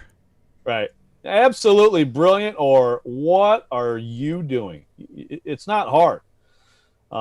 It's a gamble. I think we can all agree on that. It's a gamble to some extent. Ryan on Periscope says Farley is a top 10 talent. His back injury is being way overblown. He'll be fine. Ryan, a lot of confidence that back is going to hold up with Caleb Farley. It's all over the map this morning here on Robby and Rexrode, talking about the selection of Caleb Farley, and that is the subject of today's poll question at 1025 The Game on Twitter. Do you think new Titans cornerback Caleb Farley is worth the risk at number 22 overall? So far, 63% say yes, 37% say no. So when the poll first started, it was right around 50-50. The yes is starting to separate a little bit, Joe Rexrode. Okay, so it's about 2/3 approval. 2/3 approval, getting close to it. And John Robinson's concern is just building a football team and making his owner happy. But it is important to to have the fans have your back. So I'd say if John Robinson could sign up for 2/3 support from the fan base, he'd be pretty happy with that right now. I think so too. So we had some great coverage last night of the NFL draft here on ESPN 1025 The Game. Mark Howard was a part of it, Jared Stillman as well, Teron Davenport, and forever Titans wide receiver Chris Sanders. And you can hear more of that coverage tonight from Boom Boss Craft Pizza and Tap House in East Nashville. But they were live on the air when Caleb Farley was selected last night by the Tennessee Titans, and it was an interesting reaction from the crew last night. Here was the reaction when Caleb Farley was selected to number 22 by the Titans. With the 22nd pick booing. in the 2021 NFL Draft, the Tennessee Titans select Caleb Farley, defensive back, Virginia Tech. Todd McShay's first draft. Caleb Farley. Let me tell you something. Okay, all right. We'll open it up. But can I have the first reaction on this one? If this is a mistake, John Robinson's getting fired. So that was right after the pick last night. They announced Caleb Farley is the selection.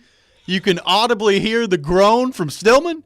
You can hear Mark Howard laughing at Stillman while he's groaning, and then Stillman throwing it out there that if this is wrong, John Robinson's going to get fired. Defense. Stillman's like, wait. Defensive back. Can I talk about someone being fired? Let me talk first. Let me talk about someone being fired, please. I can say fired. So let me argue with Jared's point right now. So let's say that Caleb Farley, plays half the year. He's not part of camp. He's hurt. It's an ongoing thing. The rest of the draft goes great. The Titans go 12-5. Win the AFC South. Do something in the playoffs. John Robinson getting fired? Probably not. And again, you gotta try to put yourself in Amy Adams Strunk's shoes. I think she's quite confident in John Robinson with a big picture view. I think he's got a lot of rope right now, but I do think this is a gamble. And if this whole draft gives you the return you got from last year and you don't win the AFC South, then the narrative starts to flip on you. Hey, man, Ryan Pace somehow still has a job with the Bears. That is true. And now he's the toast of the NFL. Yeah. Got his quarterback last night. See how that goes. The Mark Howard laugh. That was amazing. Is still getting me. He just starts laughing. Virginia Tech. Todd McShay. That is great. Just Jared in physical pain with the selection of Caleb Farley by the Titans last night. Defensive back. Chris Sanders. Defensive back, Virginia Tech. Todd McShay's first draft. Jared sounded like he had just torn his oblique doing a workout or something. He was not a big fan of the Caleb Farley selection. It sounded like he was in the midst of his third push-up in one of his grueling workouts. Well, anybody who was watching on the live stream before that pick was announced would have seen the reaction from the entire crew when TD got either a text or saw the tweet that Farley was going to be the pick, and he just held up his phone to Chris Sanders, and Chris Sanders jumped out of his chair and took off his headset. He was so mad. I have never seen Chris Sanders that mad. I mean, it was pretty clear that Jared and Chris Sanders not a big fan of the Caleb Farley draft selection last night. Chris Sanders is more so than Jared? Yeah. Is that fair to say? I think so. He called it a terrible pick. Yeah. So remind me, Chris wanted them to do what? When they were on the clock, he wanted either Greg Newsome or Azeez Ojulari. Yeah. Yeah. See, that's the funny thing is, like, now that we've gotten through the whole first round, because I was like, oh, man, they can get Ojulari right here. But now that we've gotten through the whole first round, I think it's easier to say, okay. The Ojulari smoke was real to some extent.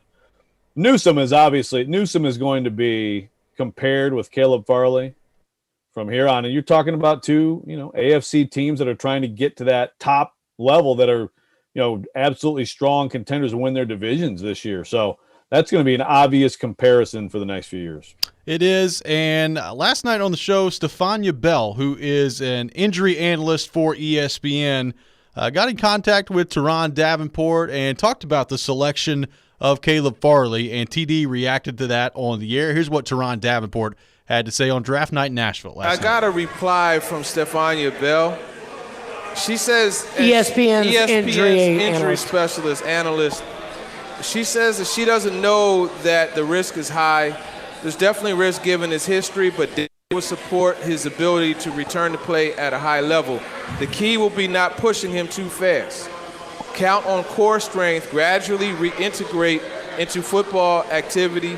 Patience yields results. I love what she's saying, but I just don't know that this is a team that has the patience to do that. Well, it's pretty open-ended. It doesn't really give you a timetable.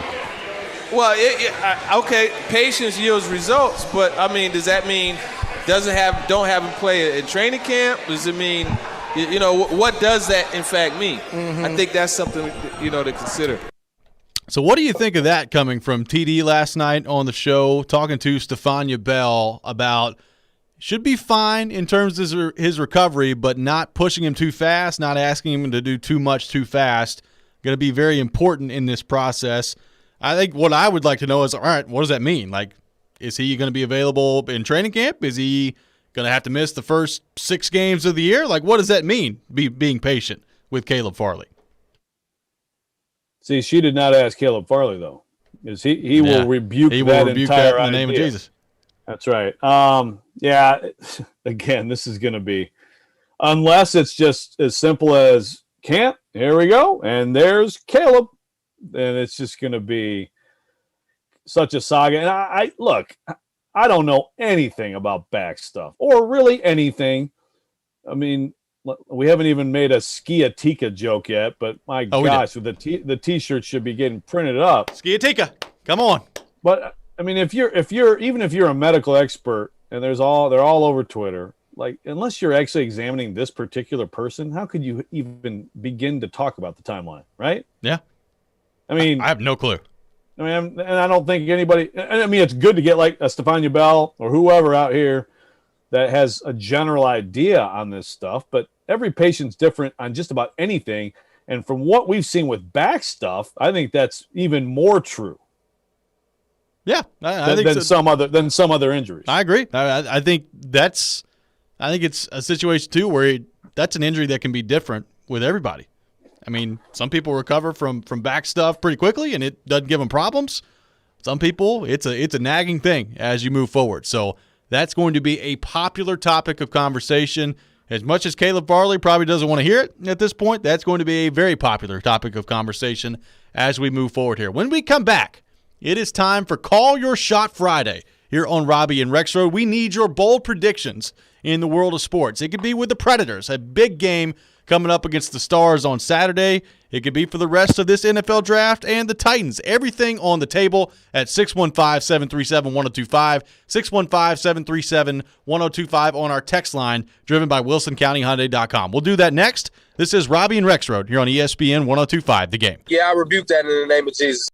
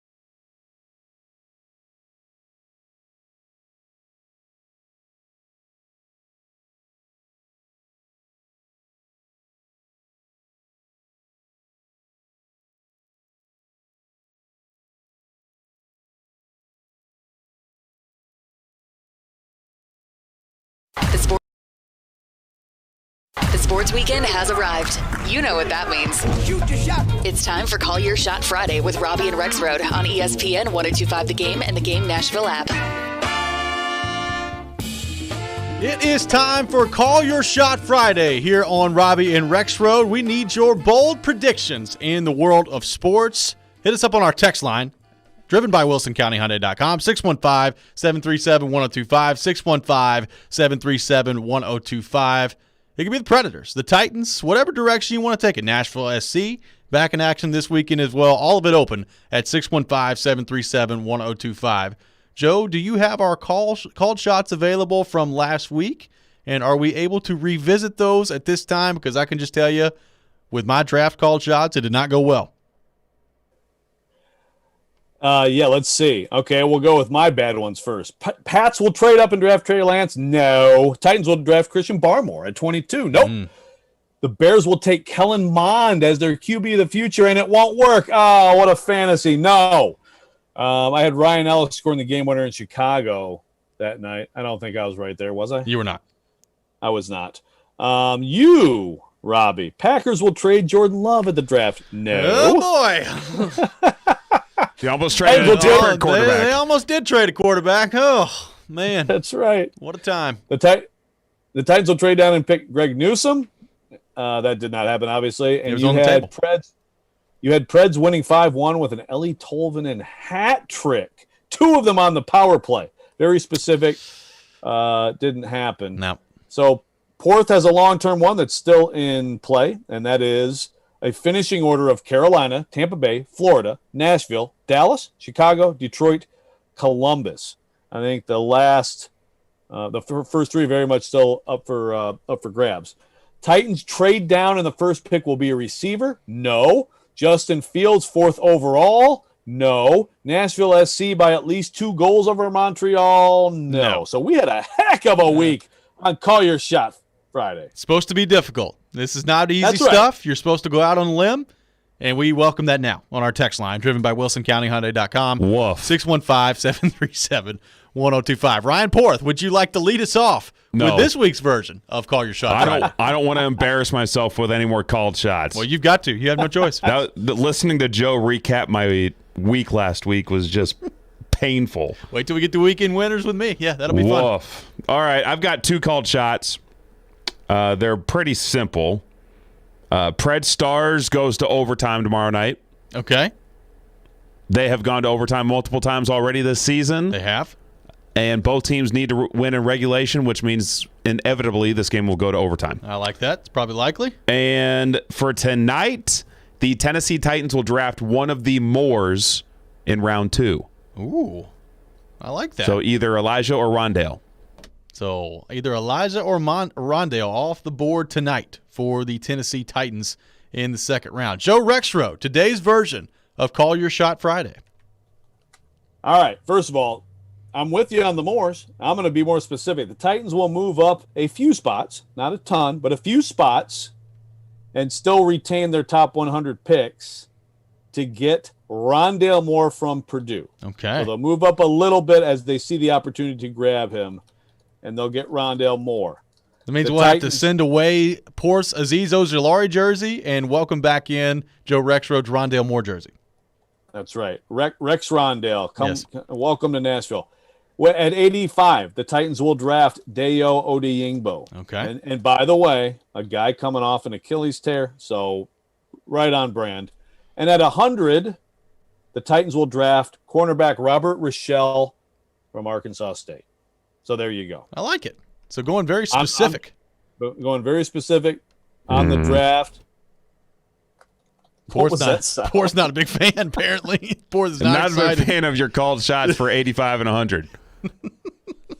Porth is not happy with you Where right is now. the edge rusher and where is the tight end? Well, Dayo Odeyingbo's at edge. Yeah. Coming off an Achilles. Hey, listen, the good thing is, Porth, I've spoken them into existence, and given our record on Call Your Shot, it probably means that I'll be wrong. This is true, so now I'm feeling better. I've got a couple in Call Your Shot Friday. Number one, my called shot is Philip Forsberg returns to the lineup for the Nashville Predators tomorrow against the Dallas Stars. and has at least 1 point in the game tomorrow as well. So the double whammy of Forsberg coming back in there, he'll put a point on the board as well. And Josh Palmer, wide receiver out of Tennessee, will be selected in the 3rd round. Josh Palmer will be off the board in the 3rd round. And for the 2nd round pick for the Tennessee Titans. For the Titans? No, I'm just saying in general. No, just in general. Okay. Now, the Titans in the 2nd round, my pick is Joseph Asai out of Texas. That's who they will end up with in the 2nd round. So they will address your beloved edge rusher position in the 2nd round with Joseph Asai. Does that make you feel any better? Apparently not. Sure. Well, that's a great value pick because in my Madden franchise with the imported draft class, I took Joseph Asai in the 1st round. Well, so that's a great value pick. Cool.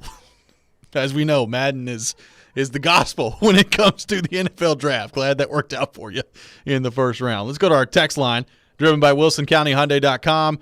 Dwight texting in says the Nashville Predators make the playoffs and win the 1st round series. So Dwight in Kentucky got a lot of faith in the Nashville Predators. What do you think about that, Joe Rexrode? Dwight saying not only do the Predators make the playoffs, but they win the 1st round series. Doesn't matter if it's Carolina, Florida, Tampa Bay. Dwight doesn't care. They're winning the 1st round series.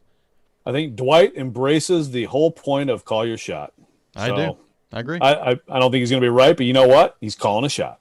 Dwight also embraces the fact that the Stanley Cup playoffs sometimes can be just completely random. That's true.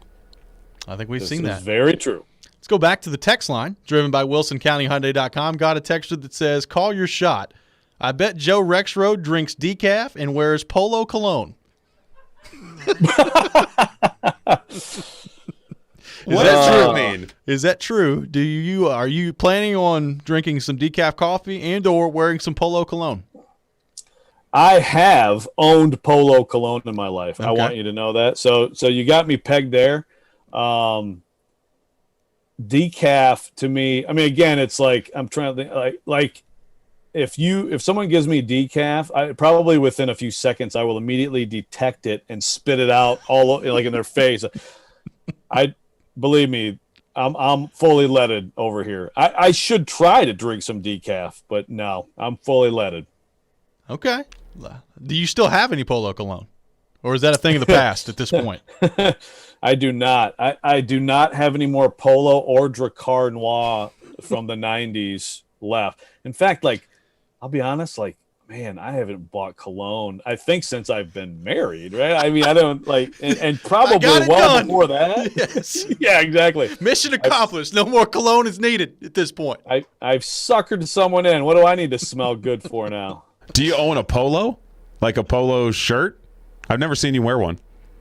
Oh, got a lot of those. Okay. Yeah. All right. Yeah, I guess I'll start dressing up for the show. Porth, are you a cologne wearer? You got any Polo cologne? It's not polo. Okay. But I do have cologne. All right.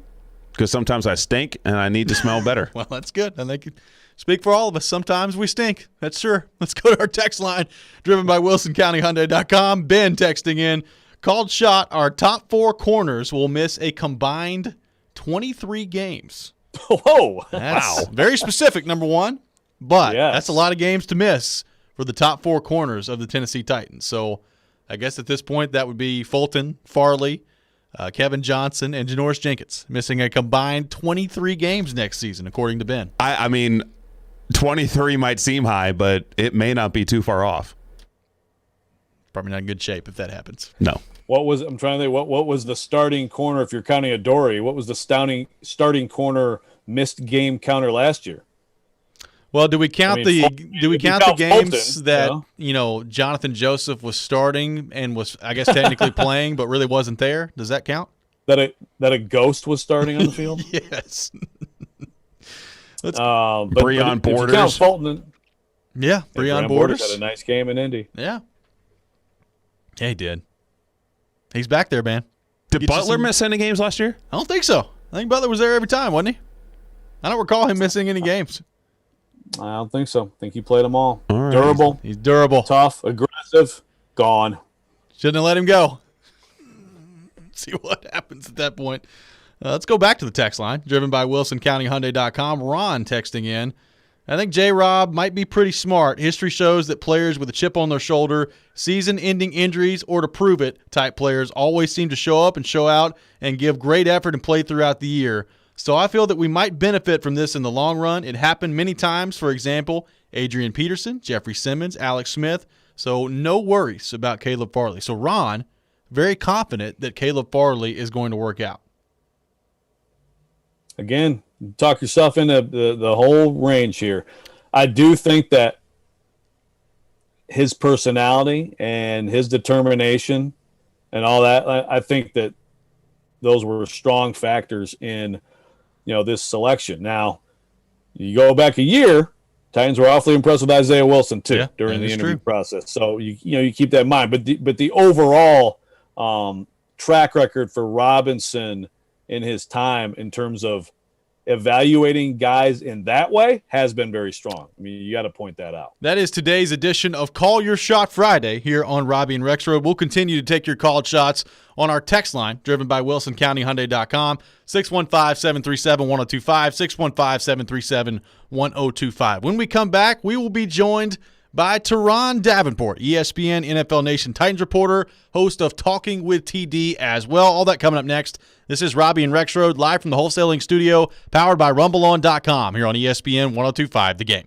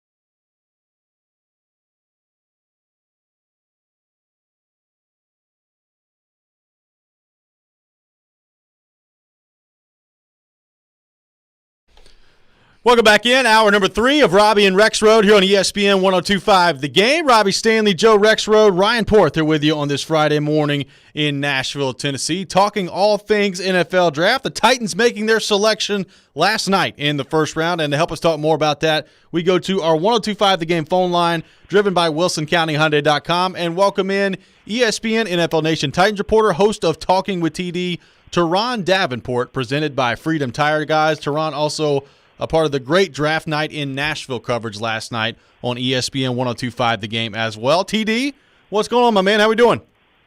Hey, what's going on, man? All is well. It was a fun night last night. You got to see the present get unwrapped, and I'm looking forward to seeing how this team brings them along, man. It's just an exciting time. It is an exciting time, and it's been interesting to kind of gauge the reaction of Titans fans this morning on the show. Some people absolutely love this pick. They think it's a steal at number 22 for the Titans. Some people hate it, very concerned about the back injuries that Caleb Farley has had in the past. When you look at Caleb Farley and factor in the complete picture, what do you think of this pick for the Titans at number 22? Well, I think this pick is an example of how much the Titans trust their doctors and the doctors who were able to get their hands on Caleb Farley. And I asked him specifically about the injury and the recovery, and he told me that he had an L5, L4, and S1 surgery. And these are all pretty critical parts of the injury, just because, there's a chance that nerve could have been bothered. And Chris Sanders has talked extensively about it, and if that nerve was bothered excessively, he may lose some of the twitchiness. And as a cornerback, you really need to have that. But this is an example of just a high risk, high reward, and that's what I wrote about on my analysis on ESPN.com. Because look, man, if this thing hits, it's really going to hit. Because when healthy, he is a top 3 corner in this draft, maybe even one of the best. I mean, I feel J.C. Horn is, but, let's face the facts. This dude is a really good player when he's ready to go. How surprised, if at all, were you by this, TD? Because Newsome's sitting there and Elijah Moore's sitting there. And Azeez Ojulari, who, obviously there must be something going on with him. But when you found out this was going down, the first thing that crossed your mind? Interesting. When I found out before the pick was made, that's what I put on Twitter. I said, interesting, very interesting. Yes. I was definitely surprised because I really thought that Greg Newsome was going to be the pick, honestly. And I made the projection, on the NFL Nation mock draft of Elijah Moore. But in that scenario, Ojulari and Newsome were gone. And for them to make this pick, like I said, it showed a lot of guts. It surprised me because I thought they would go with something that was viewed as a bit more of a sure thing in Newsome as far as like his floor being so high. But evidently they believe that this guy is going to be back, that Caleb Farley is going to be back and ready to go come training camp. And I think that's the main thing why they did it. Teron Davenport on with us here on Robby and Rexrode, presented by Freedom Tire Guys.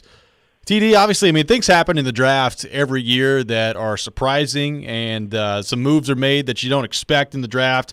How surprised were you that both Azeez Ojulari and Elijah Moore were not selected in the first round?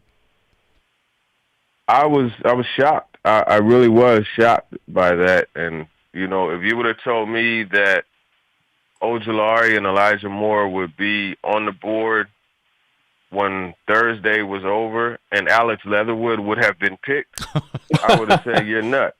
But, Mike Mayock, this is 3 years in a row. He's shown that, hey, you know what? My board is my board. I don't care what anybody else thinks, because you look at Cleveland Ferrell, you look at the DB, Damon Arnett last year, and now Alex Leatherwood. They make some interesting picks. Yeah, they are. Look, the mock drafts, there's always quite a bit of margin for error there, but the Raiders especially, like they're just totally off the board. So TD, you've got Ojulari sitting there. You got Elijah Moore. Christian Barmore as another guy. I think we all thought, he'd be gone. The Titans now have addressed cornerback. We know the other needs. Do you see a scenario today where they might be tempted to move up to grab someone, one of the Moores, Joseph Asai? Maybe Ojulari keeps falling. I mean, do you think that that's possible? Do you think that would be advisable?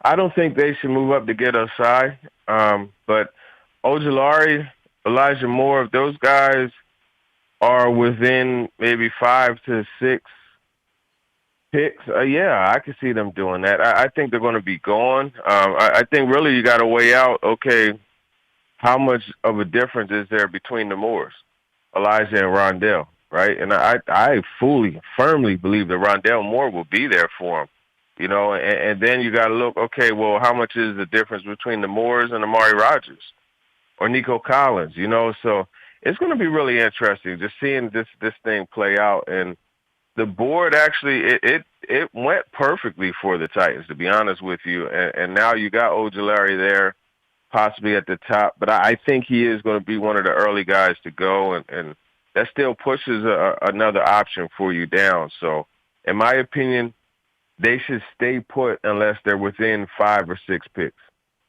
TD, we talked about Leatherwood going to the Raiders. Outside of that, what surprised you the most about the way things kind of shook out there in the first round around the league? Well, it's interesting that Tevin Jenkins is still there on the board. Let me see what surprised me. The Cowboys and Eagles doing a deal. I did predict that the Eagles were going to move up. And I thought that it was going to be to the Broncos, but I did feel that they were going to move up to get Devontae Smith. But, those guys doing a deal together. I'll tell you one that shocked me.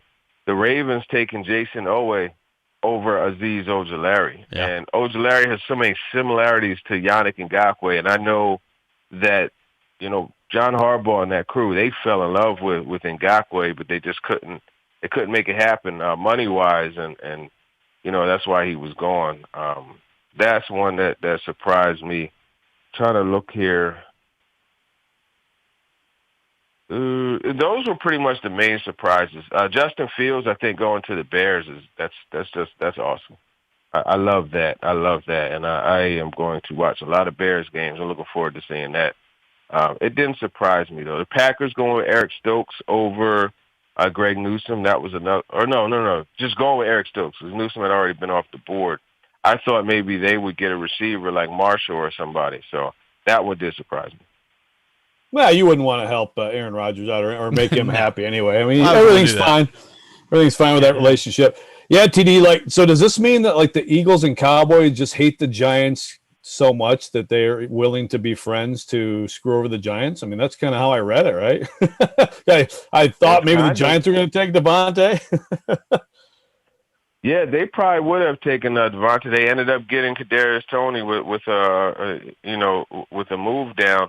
But the thing that I think that came down to is the Cowboys wanted Micah Parsons. That's a pick that I predicted, and they knew that he would be there for them if they moved down. And they got another, I think it was two third-round picks I think they got in that deal, which is that's nothing to shake your head at.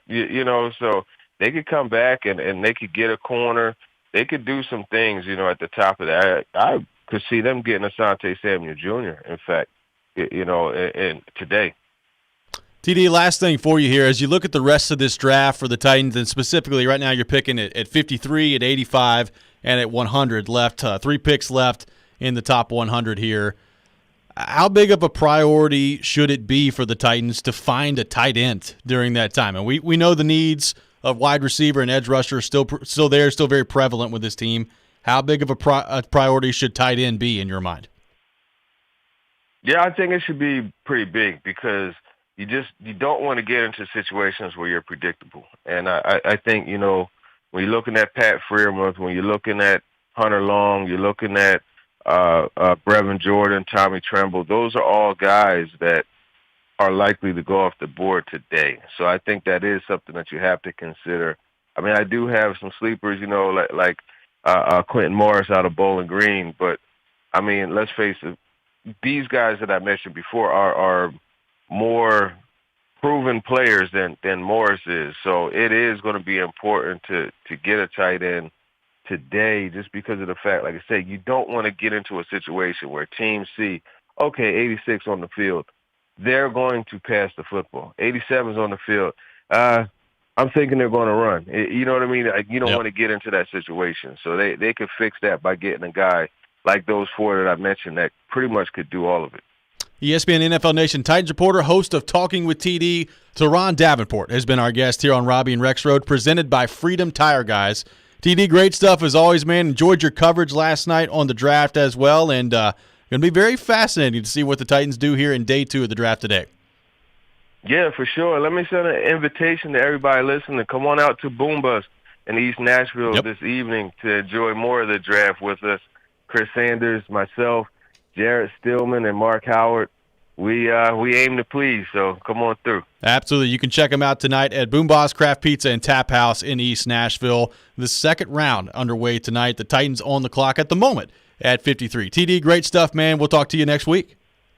For sure. Take care. Absolutely. So Teron Davenport, one of the best in the business. Enjoy him. He joins us every Friday here at 8 o'clock here on the show. And as he mentioned, Nashville's best NFL draft coverage tonight on 102.5 The Game, presented by Founders Brewing, Apple Collision Centers, FreedomTireGuys.com, Nashville's premier mobile tire company, and MTGRT.com, your live and local mortgage expert. Be sure to join us on site as 102.5 The Game will be broadcasting live beginning at 6 p.m. tonight from Boom Boss Craft Pizza and Tap House in East Nashville. We'll be right back, react to what TD had to say there, and look ahead to round 2 coming up tonight for the Titans. That's next. This is Robby and Rexrode here on ESPN 102.5 The Game.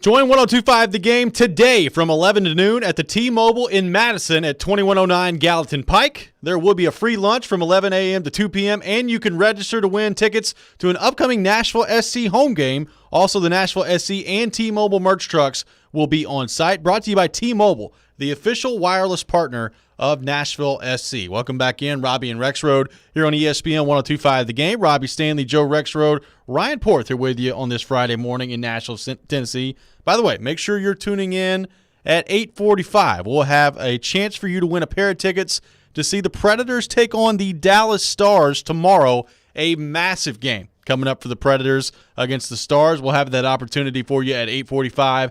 Terry Crisp joining us at 8:30 to look ahead at that game for the Predators. So lots to get to on that front coming up here in just a few minutes later this hour here on the show. Joe Rexrode, the Titans select Caleb Farley at number 22 with the pick last night, and it was interesting. They got into a situation where Azeez Ojulari still on the board, Elijah Moore on the board, Greg Newsome on the board, all these different names that we've spent weeks talking about, they were there, and they were available for the Titans at number 22. They decided to go with Caleb Farley. When you heard that Caleb Farley was going to be the pick, and that's the route that the Titans were going to go, what was your reaction? And now that you've had time to think about it and to talk to Caleb Farley and John Robinson since then, what do you think of this pick at number 22 by the Titans? It wasn't shocking. I mean, I thought at that point, like I tweeted right before the pick, I'd take Ojulari right here. I'd go Ojulari. And I thought that kind of all along, like if you can get even better up front in a draft with so many good cornerbacks, do it. But I do. So in the immediate, I was like, man, they didn't take Ojulari. You know, Newsome versus Farley, I think you're safer with Newsome. I think you got a higher ceiling with Farley. That's the evaluation, right? And by the way, you know, Newsome has missed multiple games every one of his college seasons, all three of his college seasons. He missed multiple games. So it's not like he is a total A+ on durability, but obviously it's a huge difference between that, you know, groin injuries and nagging stuff and what Caleb Farley comes in with. By the way, Caleb Farley also tore his ACL early in his career. And as we told you, as we scooped for you the other day on the show, the sciatica is something that, you know, he's had to deal with. Really going to have to monitor those sciatica symptoms as we move forward here and pay a lot of attention to it.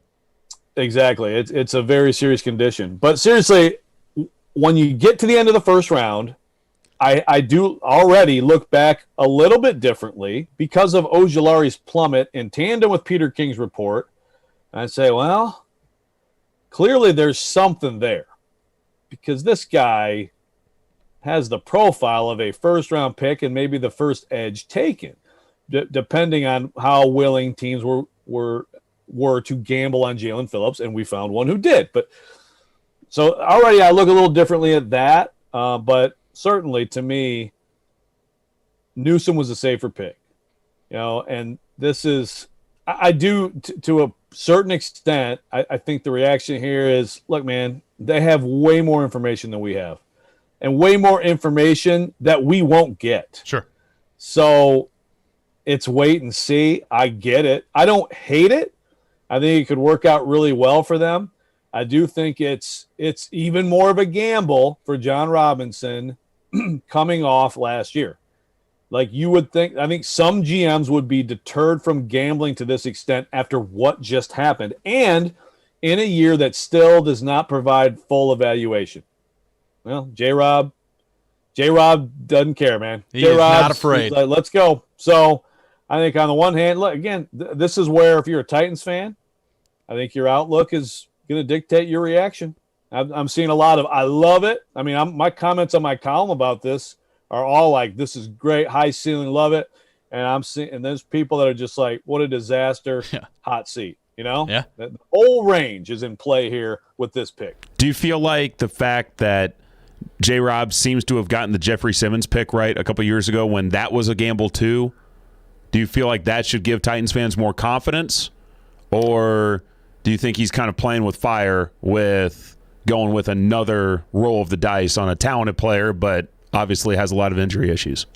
I think you get confidence from it. Now, I will say, like, a lot of this is just it's luck of the draw, too. Like, you go back to this time a year ago, I'm sure John Robinson felt pretty good about Isaiah Wilson and what was going to transpire there. Now, it's different. It's not health-related there, but you never really know how this is going to shake out. Like, I don't think just because it worked out well with Jeffrey Simmons that just means that, okay, you just trust John Robinson that it's going to work out here with Caleb Farley, too. Now, we've got a couple people on the text line driven by WilsonCountyHyundai.com. Alicia from Franklin texting in.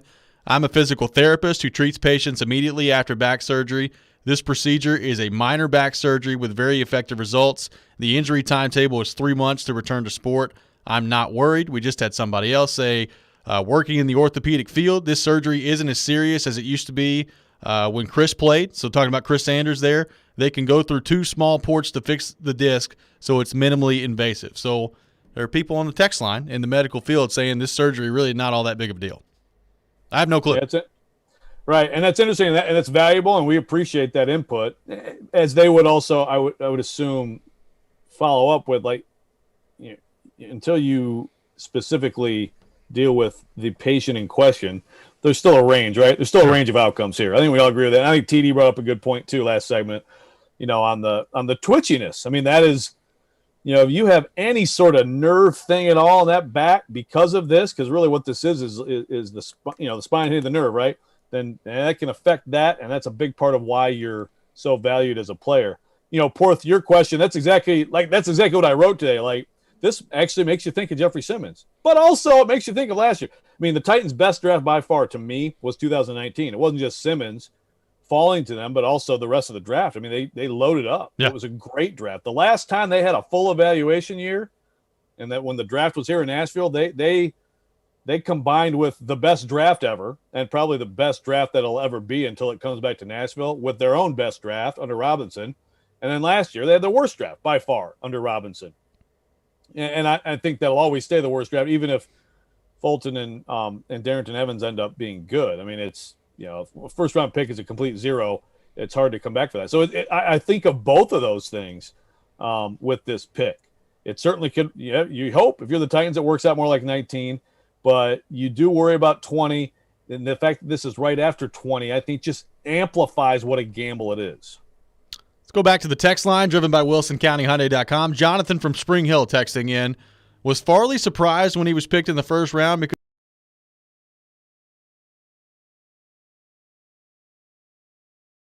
by himself?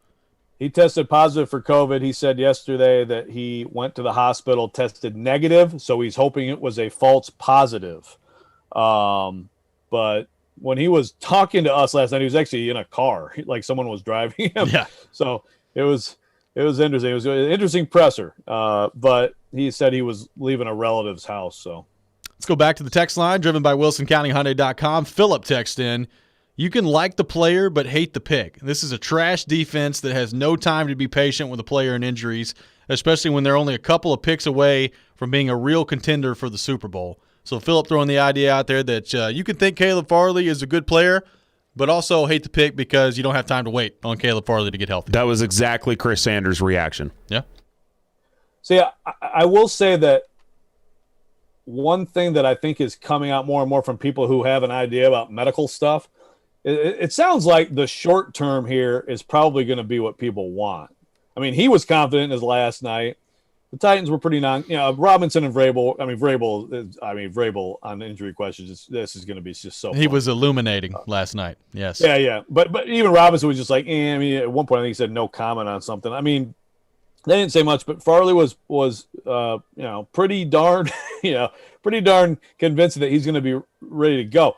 I think it seems likely that he's going to be able to go and play this year. I think this is from what I'm reading more and more on this. It's does this reduce his career? Does it come back at some point? You certainly have to worry about that, right? I mean, you talk about 2 surgeries in the same area at that age. You certainly have to wonder about, does this affect the back end of the career? But I think at this point, based on all the information and just based on the conversation last night, it would be quite a disappointment if he's not able to participate at least to some extent in camp and be active for the opener. Let's go back to our text line driven by WilsonCountyHyundai.com. Chris texts in, I think y'all forgot we all became online medical experts as a result of the pandemic. So now everybody's got their opinions validated with Caleb Farley moving forward. It's a good point by Chris. When we come back, we will get into the Nashville Predators, a massive game coming up for the Preds tomorrow against the Dallas Stars. Terry Crisp, Predators TV analyst, will join us coming up next. This is Robby and Rexrode here on ESPN 102.5 The Game.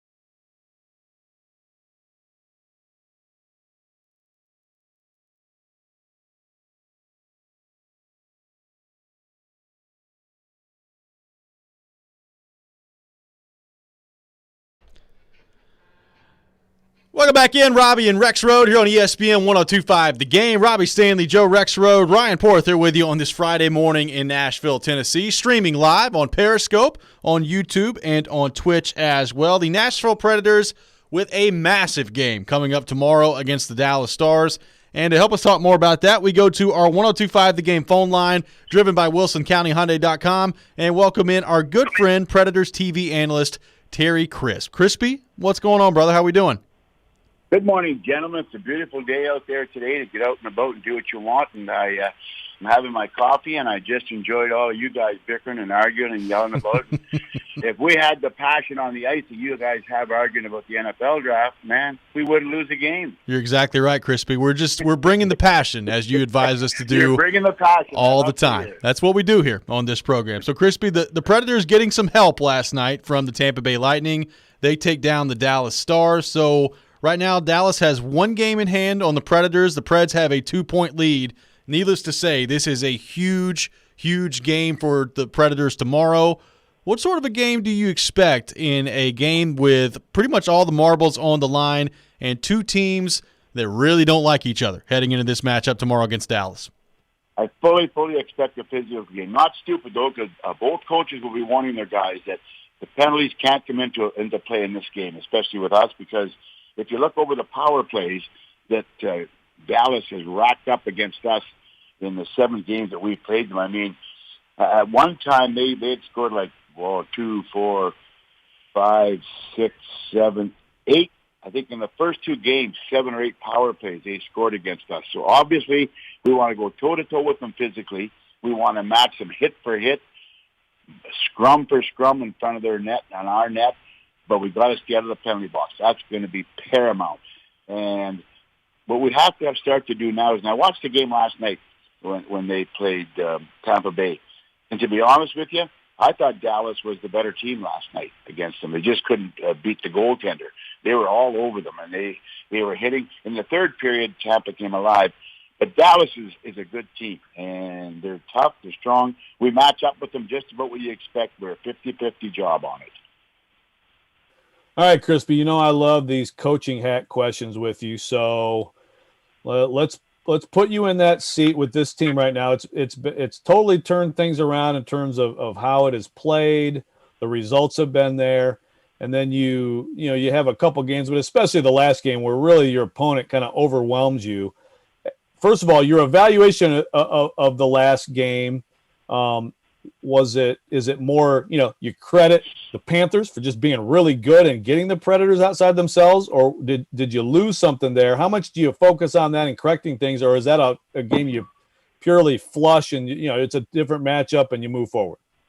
Yeah, you know what? I don't flush it totally down. There's some, I'll tell the guys some, but it was a combination of the Panthers being, and I'm going to be honest with you, that much better that given game than us, that much better, and we were sporadic in that game. Give a little push, then lay back, and we were not at the top of our game at all, at all ends of the ice, both defensively, offensively, and like I said, we showed spurts, but we didn't get to the goals that we wanted to do. Anytime we score 4 goals and allow 7, there's something wrong, because if we score 4 goals, usually we win. We usually shut them down, slam the door, and make it either an overtime, a shootout, or win by 1 goal. No, we didn't put the clamps. And I got to admit, the two guys, we said, maybe we shouldn't have said, we said the game before that when we played and beat them 4-1, how we held in check Huberdeau and Barkov and the other defense, the big defenseman that comes roaring through there. They were on a mission.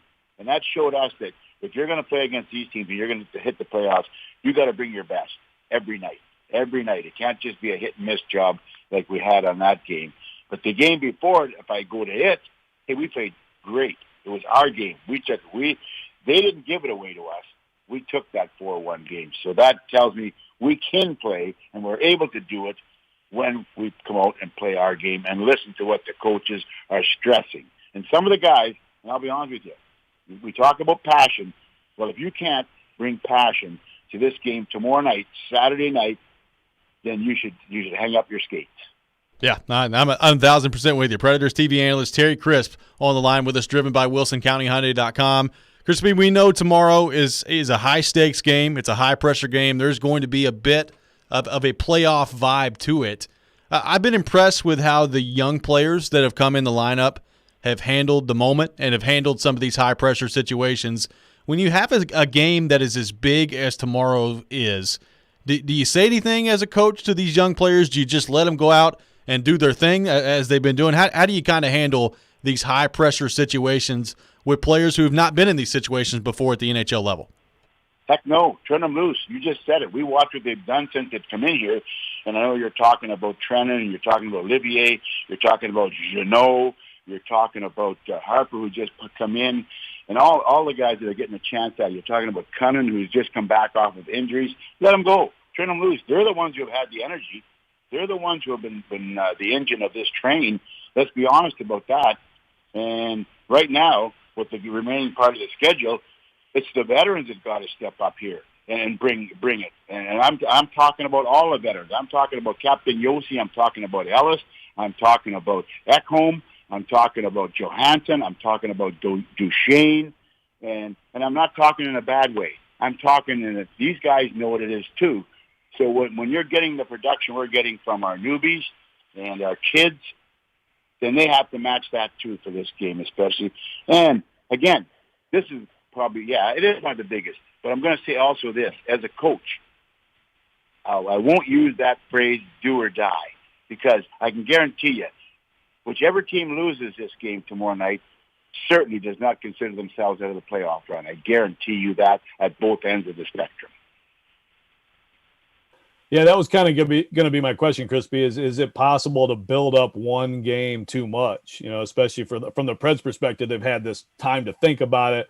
I think really important time to rest, but still time to think about it and focus so much on it. Like you said, it's not like this is the last game of the season. There's a lot more to play. Is it possible to overemphasize or overhype yourself for one game?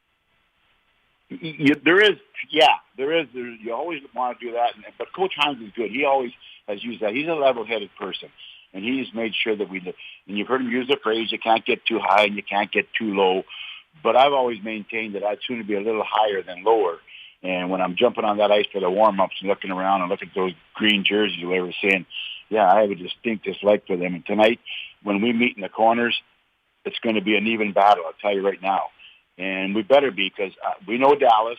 We've had a history over the years with them with some bloody battles, and I fully expect the same coming into tomorrow's game both ways. But like I said, we can't have ticky-tacky penalties called. And referees are going to call them. We can't have any more high sticky penalties we've been getting at bad times. We got to stay out of that penalty box. But the hitting, the physicality, and you can still do it without taking penalties. Watch Cunnin, how he plays, or Cousins, how he plays, or Jeannot and those guys. They still play physical, but they stay out of the penalty box. Crispy, last thing for you here, and we'll see what happens on the ice today at practice. The Predators practicing a little bit later this morning at Bridgestone Arena, but I think there's at least a chance that we could see Philip Forsberg. We talked to Todd Richards, Predators assistant coach, the other day, and said that they're hopeful he can play, don't know what's going to happen, but that he's getting close. If Forsberg is able to come back for this game, what sort of a boost could that give this lineup that's been playing well without him? But obviously, I mean, you always want a guy like Philip Forsberg back in the lineup whenever you can get him. It could be a tremendous boost. The other Dallas, we were looking to say, it would be like if they said Radulov is coming back, and we say, crap, he's good. He can play. Dynamite, he came in at this time. They'll be saying the same thing about Forsberg. Now, having said it and having it, and this is what you have to guard against, he wouldn't be the Messiah. He will not be the Savior. He has not played how long. So if Philip Forsberg, we're lucky enough to get him back into our game, we could sure use him, whether it be only on the power play or whatever. But don't stand around and wait for Philip Forsberg to wave a magic wand or Philip Forsberg to put the team on his shoulders and carry it. That's not going to happen. Predators TV analyst Terry Crisp has been our guest here on Robby and Rexrode. Crispy joins us every Friday at 8:30 here on the program. Crispy, great stuff, man. Looking forward to this game tomorrow. It's going to be an awesome one. Oh, let's fill that building. I've heard our players talking about it. They want the fans in there with them. And we've been through many playoffs and so many big games with our fans here. We know what they can do for our team, for our guys in a game to stand up in that standing ovation. So let's fill that building tomorrow night. because, as you mentioned, this is like one of the best playoff games you're going to see. Absolutely. Terry Crisp every week here at 8:30 here on Robby and Rexrode. That atmosphere tomorrow in the game is going to be electric. When we come back, we'll talk a little bit more about the Predators looking ahead at this game tomorrow against the Dallas Stars. Does the playoff run come down to this game? We'll talk about that coming up next. Also, have your chance to win a pair of Predators tickets to be in the building tomorrow night as well. All that coming up. This is Robby and Rexrode here on ESPN 102.5 The Game.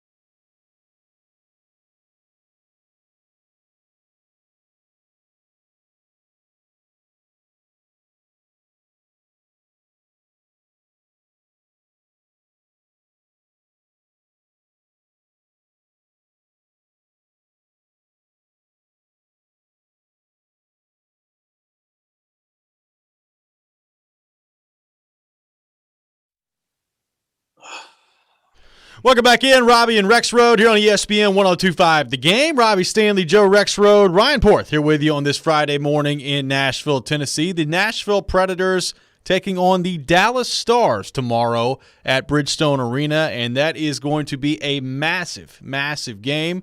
Ryan Porth, we've got a pair of Predators tickets to give away to see the Nashville Predators take on the Dallas Stars at Bridgestone Arena coming up tomorrow. You're going to want to be in the building for this one. As Terry Crisp mentioned in the last segment here, that is going to be as close to a playoff atmosphere as it gets. The building, since the capacity has gone back up to 33%, you've been able to feel it. You've been able to notice it in the games as of late, and I would imagine that game tomorrow on a Saturday night in Nashville, it is going to be electric inside the building. And Ryan Porth has a a trivia question for some tickets to give away to see the Predators take on the Stars tomorrow at Bridgestone Arena. Ryan Porth, your trivia question for the day that if you know the answer, send us a text on our text line, driven by WilsonCountyHyundai.com, 615-737-1025, 615-737-1025. Yes, do not call. Do not call. This is text only. Text only, 615-737-1025. So earlier this week, Roman Josi surpassed officially Shea Weber for third all-time in points in Predators history. David Legwand is 1. Martin Erat is 2. Josi's 3. Shea Weber is 4. Who is number 5 on the Predators' all-time franchise leader in points list? That is a great question. If you know the answer to that question, who is number 5 on the list for the Predators on their all-time scoring list? Hit us up on our text line, driven by WilsonCountyHyundai.com, 615-737-1025, 615-737-1025. The first person to correctly respond will win a pair of tickets to see the Predators take on the Dallas Stars tomorrow at Bridgestone Arena. I will say, as someone who doesn't monitor the all-time points list on a daily basis, I was a little surprised by this one. I am not 100% sure that I know this, so I'm going to be very fascinated to see what this answer is. Joe, I think tomorrow is going to be a pretty awesome environment inside of Bridgestone Arena. You got a game between the Predators and the Stars where you got some help last night. Tampa Bay wins against the Stars, and they get the shutout 3-0 in that game. And right now, the game in hand, that's one of the games that Dallas had last night. So you're one game in hand for the Stars. They're 2 points back. If you can get this win, if you're the Predators, but especially if you can get this win in regulation, you are in good shape as you move forward down the stretch the last week of this regular season coming up. Yeah. Now, first of all, on the atmosphere, and Crispy just mentioned fill up the building. Heard a lot of that on the broadcast the other night, which isn't too surprising. It's a few days before the game, but are the seats going to be occupied? Like, are people going to fill the amount of the arena that can be filled? It'll be filled. Yeah, it'll be filled. Yeah. Okay. Because it seems like there's a push to try to get tickets sold, which would be surprising to me. Given that it's, what is it? Is it 33% or 40% now? I think it's still at 33. I'd have to double check, but I'm pretty sure it's still 33. I'll look at it. Either way, it's going to be. It moved up. It's going to be full. Yeah, I mean, you would think so. I mean, given the limitations on the seats. And I know, I think it was Steve Lehman the other night, or it was the first game against Florida. I think tweeted it's the loudest he's heard an arena. And obviously a long time, and there hasn't been a lot of opportunities for that. But you would think it would be pretty live atmosphere. And I think, to me, if the Preds win, Dallas is in a tough spot, man. Yeah. Dallas is in a very tough spot. You're talking about still one game in hand, but 4 points back, 5 for Dallas left, 4 for the Preds, and the next 2 for the Preds are against Columbus. So Dallas loses this game in regulation, especially. They're on the fringe of being toast. Now, if the Preds lose, then it's going to be a wild last week. You're talking about even up, game in hand for Dallas. Still a tougher schedule for Dallas. The Preds would win a tiebreaker. So I believe, right? The Preds, at this point, no matter what happens Saturday, would win the tiebreaker, correct? Yes. So it's, the Preds obviously in a better position. They got a chance to really put themselves on the doorstep.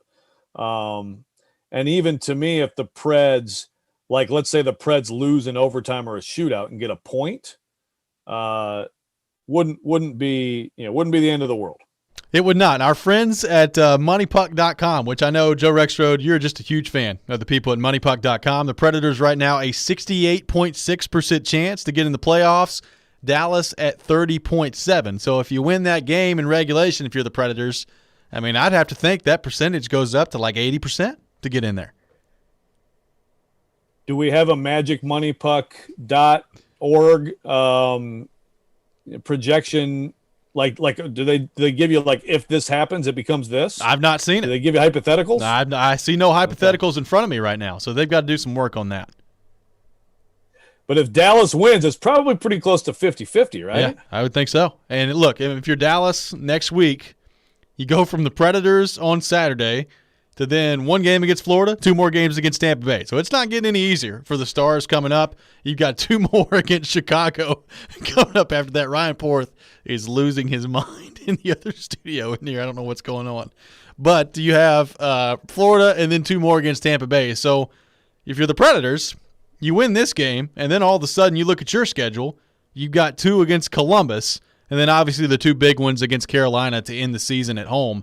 Right now, I mean, those 2 games against Columbus, if you're the Predators, you got to win those games. And if you do that, coupled with a win on Saturday against Dallas, you got a good chance of being in pretty good shape heading into those Carolina games.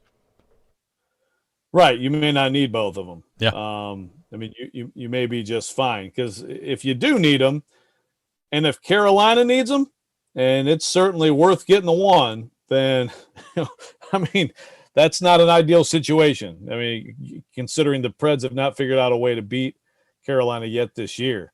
I mean, Carolina's sitting there with a 2-point lead and 2 games in hand on Florida, but, 3-point lead on Tampa Bay, and they've both played 50. They both have 6 left. So probably one of those 2, Carolina or Tampa Bay, getting the 1, and it might go all the way down to the wire. I guess the Preds would love for it to be wrapped up before they see Carolina. But take care of your business Saturday, and you might be done. I covered a mighty contest last night between the Florida Panthers and the Chicago Blackhawks. Panthers get it done in overtime after Chicago ties it with 17.6 seconds remaining, and you could just kind of hear the defeat in the voices of the Blackhawks last night in their post-game press conferences. Only a 0.7% chance now for the Blackhawks to make the playoffs. So they're done. They're absolutely done right now. That's too bad. And I'm sure you were excited to get some extra hockey. Yeah, it was great. I was, between the Aaron Rodgers stuff yesterday and then Chicago tying the game with 17 seconds left while I'm trying to watch the NFL draft, it was a great time yesterday for me last night. Love that. Ryan Porth, what are you laughing at? What's going on in there? Do we have any winners yet for the tickets? There are some great autocorrects in the text line right now. So the trivia question was basically Yossi surpassed Weber for 3rd all-time in points. Yep. Who was 5th all-time or is 5th all-time? It's Philip Forsberg. Yes. And Brandon on our text line got it correct. So congrats, Brandon. You are going to the game tomorrow night. But the autocorrect text messages have got me rolling in here. There have been some Fordbergs. There have been some Filipino Forsbergs. Yes, there have been some misspellings of Forsberg or Philip. There was an F squared. I like that. And the one that got me rolling was Fordberg, and then the same person texted Forster, and then they said, "Damn it, I quit." Just gave up. We get it. The struggle against autocorrect is real. And then the other autocorrect that I loved was Chemo Tim Omen. Tim Omen. Yeah. Tim Omen, man. Any votes for Dan Hamwies in there? No, but there was a Jordan Tutu. Okay. Or To'o. Yes. To'o. Twa, as Chase McCabe would Jordan say. Twa. Jordan Twa. Yeah, I mean, it's fan favorite. I was wondering if Forsberg was there yet. I thought maybe a guy like Steve Sullivan. There were a lot of correct Forsberg responses, so I'm impressed. That's impressive. Well done to our listeners, and you made Ryan Porth's day with some of the autocorrects that took place there. Joe, if they could get Forsberg back tomorrow, and they're practicing today, so we'll see whether or not he's on the ice today. I don't know if he's going to be on the ice. I don't know if he's going to play tomorrow, but if they can get him back, that would be a massive boost for this team heading into the most important game of the year. No doubt about it. And it doesn't look like it's going to be some Forsberg-Sagan, reunion here. It does not. Saad Yusufu, he's writing in a thing. He and Vinga did something today, kind of going back and forth. But sounds like Sagan they're hopeful for next week now. So, if the Preds don't have to see him, they do get Forsberg back, there's another edge for them. And like we talked about yesterday, I just feel like, Forsberg is probably going to do everything he can to get ready. I mean, is it too much of a gamble? This is a huge game, but obviously you want to make the playoffs, have him all good before he comes back. But, you think about what a boost that would be, and especially the power play. It's gotten better with Tolvanen back in. Had looked really good a couple times, but obviously you get Forsberg and Tolvanen back in that thing, and it was really starting to look like something before those guys got hurt. 102.5 The Game and T-Mobile have teamed up to give away a hockey home gating party. Text the word goalie to 615-737-1025. That's goalie to 615-737-1025. Now to enter for a chance to win a Dos Equis prize pack, which includes a case of beer, dessert from Nothing But Cakes, a T-Mobile prize pack, and food provided by 312 Pizza Company in Germantown. You must be 21 or older to enter. When we come back, we'll get back into the Titans, back into the NFL draft. What do the Titans do from here now that Caleb Farley is off the board? Could they get a pass rusher at number 53? We'll talk about that coming up next. This is Robby and Rexrode live from the Wholesaling Studios, powered by RumbleOn.com. You're on ESPN 102.5 The Game.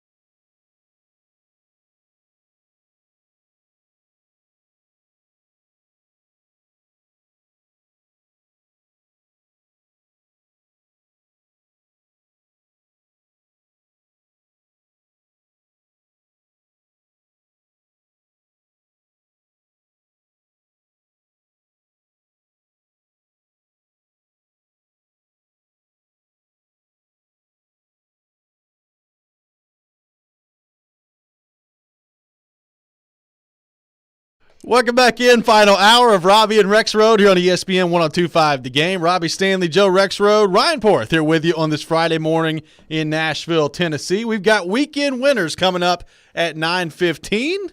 Got some winners to hand out this weekend. Another bad week for me on that front, but we'll get to that coming up at 9:15. Got some work to do in the competition on weekend winners. Right now, talking all things NFL Draft. Taking your thoughts on our text line, driven by WilsonCountyHyundai.com, 615-737-1025, 615-737-1025. Joe Rexrode, the Titans have selected Caleb Farley at number 22 overall in the first round of the draft. And that's got us asking our poll question of the day at 1025 The Game on Twitter, which has generated quite a bit of response so far on Twitter. Very different opinions all over the map when it comes to Caleb Farley. And today's poll question is this: do you think the Titans and the risk at Caleb Farley at number 22 is worth it?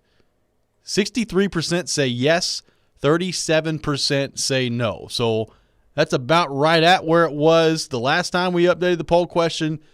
People are kind of dug in here on Caleb Farley. Almost 2/3 say yes, Caleb Farley worth the risk at number 22 overall. Yeah, I think John Robinson, if he cares about such things, if he cares about, how much the fan base approves. I think the main thing to care about is how much Amy Adams Strunk approves and whether he's right or wrong in the final analysis. But I think 2/3 is that'd be a pretty good outcome in terms of fan approval. And I've seen the full extreme. Love it, brilliant, genius. You got a top 10 player. You got maybe the top corner fall in your lap. How could you not do it? And then idiotic, moronic, stupid. How could you do this? How could you gamble like this after the way last year went, especially? And everything in between. There's been everything in between today, that is for sure. So now the Titans at this moment, you're heading into the second round. You've got 53 available to you overall, 85, pick number 100 as well. So 3 more picks left in the top 100 at the moment for the Tennessee Titans. What happens from here? It's interesting. Like, you look at the first round and some names that were not taken yesterday in the first round. Elijah Moore, still on the board. Azeez Ojulari, Rondale Moore, still on the board as well. Tevin Jenkins, the offensive tackle, who I was sure would be gone in the first round, he is still on the board as well. Still a lot of options left on the table for the Titans. Some fans wanting to trade up and make sure you can still land an Azeez Ojulari or an Elijah Moore as well. Let's start there. How likely do you think it is that the Titans move up in the second or third rounds to go get a player that they really like and a player that we've talked a lot about here on the show, whether it's Ojulari or Elijah Moore, somebody in that mold? Well, I think TD hit on it earlier. If you're moving up a few spots. You're not saying, hey, we can go up into the mid 30s and go get Ojulari or go get Elijah Moore. You're not doing that. I think the edge thing to me is more pressing than receiver even.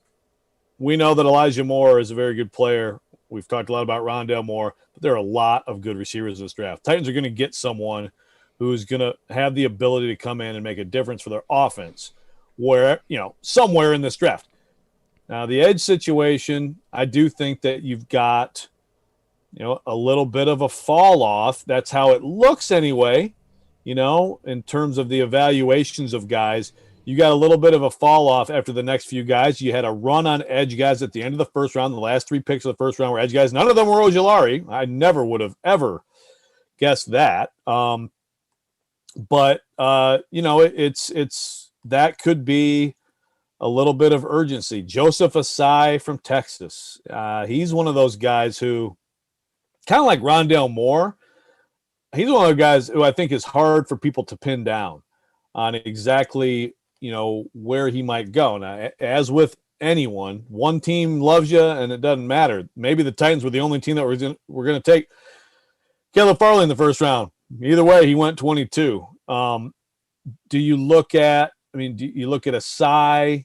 There's like Ronnie Perkins from Oklahoma. I think Rashad Weaver from Pittsburgh is an interesting guy that they could get and not have to move up But I think if they do, it's just like TD said. It's got to be just a few spots, and it's getting close, and your guy's right there, and maybe there's a team ahead of you. You're like, ooh, they might take them. Okay, let's give up a little bit to move up a little bit. I would think so too, and it's interesting because you still have tight end as a need as well. We've talked about Brevin Jordan and Tommy Tremble later on in the draft, maybe for the Titans if they're still available, maybe in the 4th round, somewhere in that area. But like if Pat Freiermuth is there in the 2nd round for you, if the Titans, like, do you consider going that route? Like, I know a lot of people, if your first 2 picks were at corner and then at tight end and you had not addressed either wide receiver or edge rusher with your first 2 picks, a lot of Titans fans are going to freak out about that. But if Freiermuth is there, is that a route maybe you consider if you're the Titans at this point? Sure. Freiermuth, Brevin Jordan, Tommy Tremble, Hunter Long may be a guy who's there a little bit later.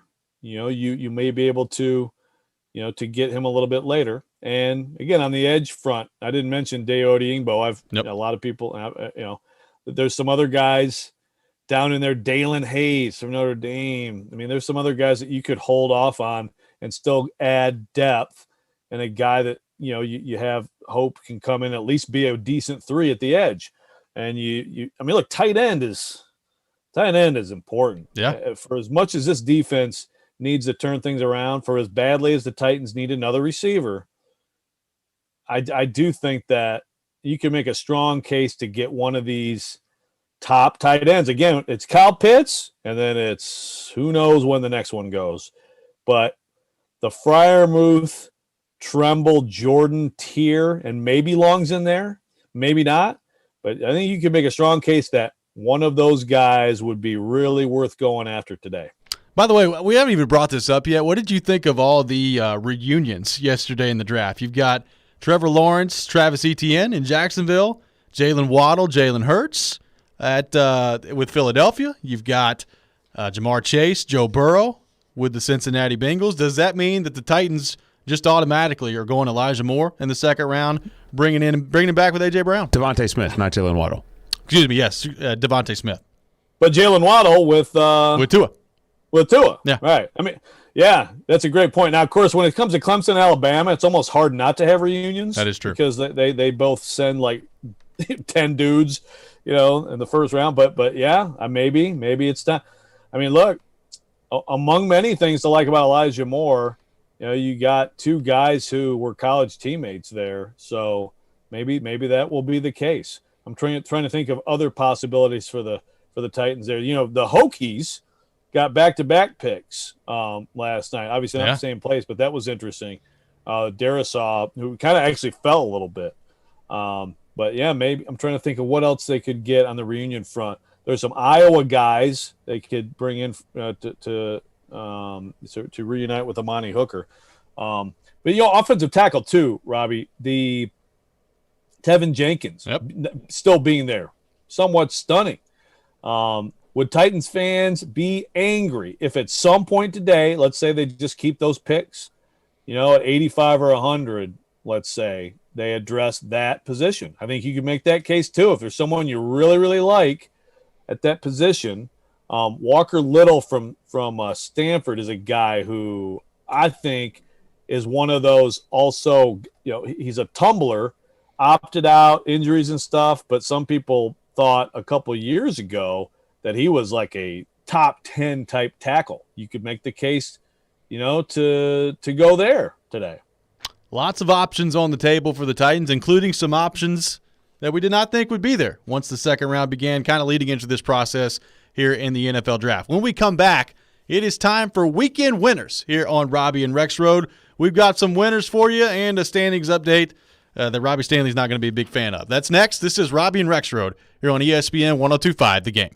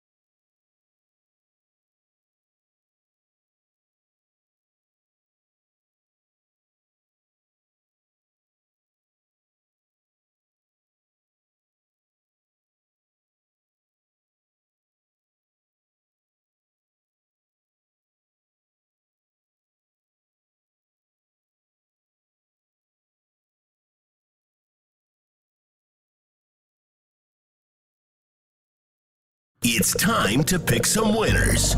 We hope. Robby and Rexrode have weekend winners for you now on ESPN 102.5 The Game and the Game Nashville app. And it is time for weekend winners here on Robby and Rexrode. We've got a lot of action this weekend, including some big games in the NHL, the NBA, some draft action as well going on. We've got a lot to get to here today in weekend winners. Let's start, though, with a recap from last week. Joe Rexrode, I turned things over to you. I thought I was generating some positive momentum in this competition. That went right out the door last week. That was not good. Yeah. Sorry to say, Robby, another 1-5 week. Now, you did get your lock. I did. You got your lock. So, you got double points for the one win, 2 points. Porth and I both went 4-2. The difference is that I got my lock. Porth did not get his lock. So, as we stand, April 26th, Joe Rexrode, 34-20, 8-1 on his locks, 42 points. Porth, 29-24. Remember, Porth is one game short of us. No, it's more like 29-22-2, but He's continue. still very upset about this tie that we've come to here. We all took the loss. I know. We all took the loss. He's going to have to get over it some point. 29-24, 32 points, 3-6 on locks. Robby, 20-34, 24 points, 4-5 in your locks. You're better than Porth in your locks. That's great. 20-34. That's pretty hard to do. All right, without further ado, let's get underway in this week's version of Weekend Winners here on Robby and Rexrode.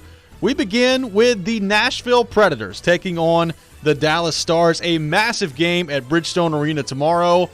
Could be a winner-take-all game in terms of the playoff spot, the final playoff spot in the Central Division. Joe Rexrode, we begin with you, the Nashville Predators and the Dallas Stars, the money line. Who do you have in this game? Dallas is playing really well. Dallas has to have this. Look, it's a huge game for both teams. You could say they both have to have it, but Dallas has to have it. That said, I think the Preds have matched up well with the Stars. The Preds are coming off rest. The Stars are coming off this, really grueling game against Tampa Bay. So give me the Preds. I am also taking the Predators in this one, and I am basing some of this on just a gut feeling I have that Forsberg's going to play. Now, if he doesn't play, maybe that changes it a little bit for me. But right now, I'm going to pick the Nashville Predators.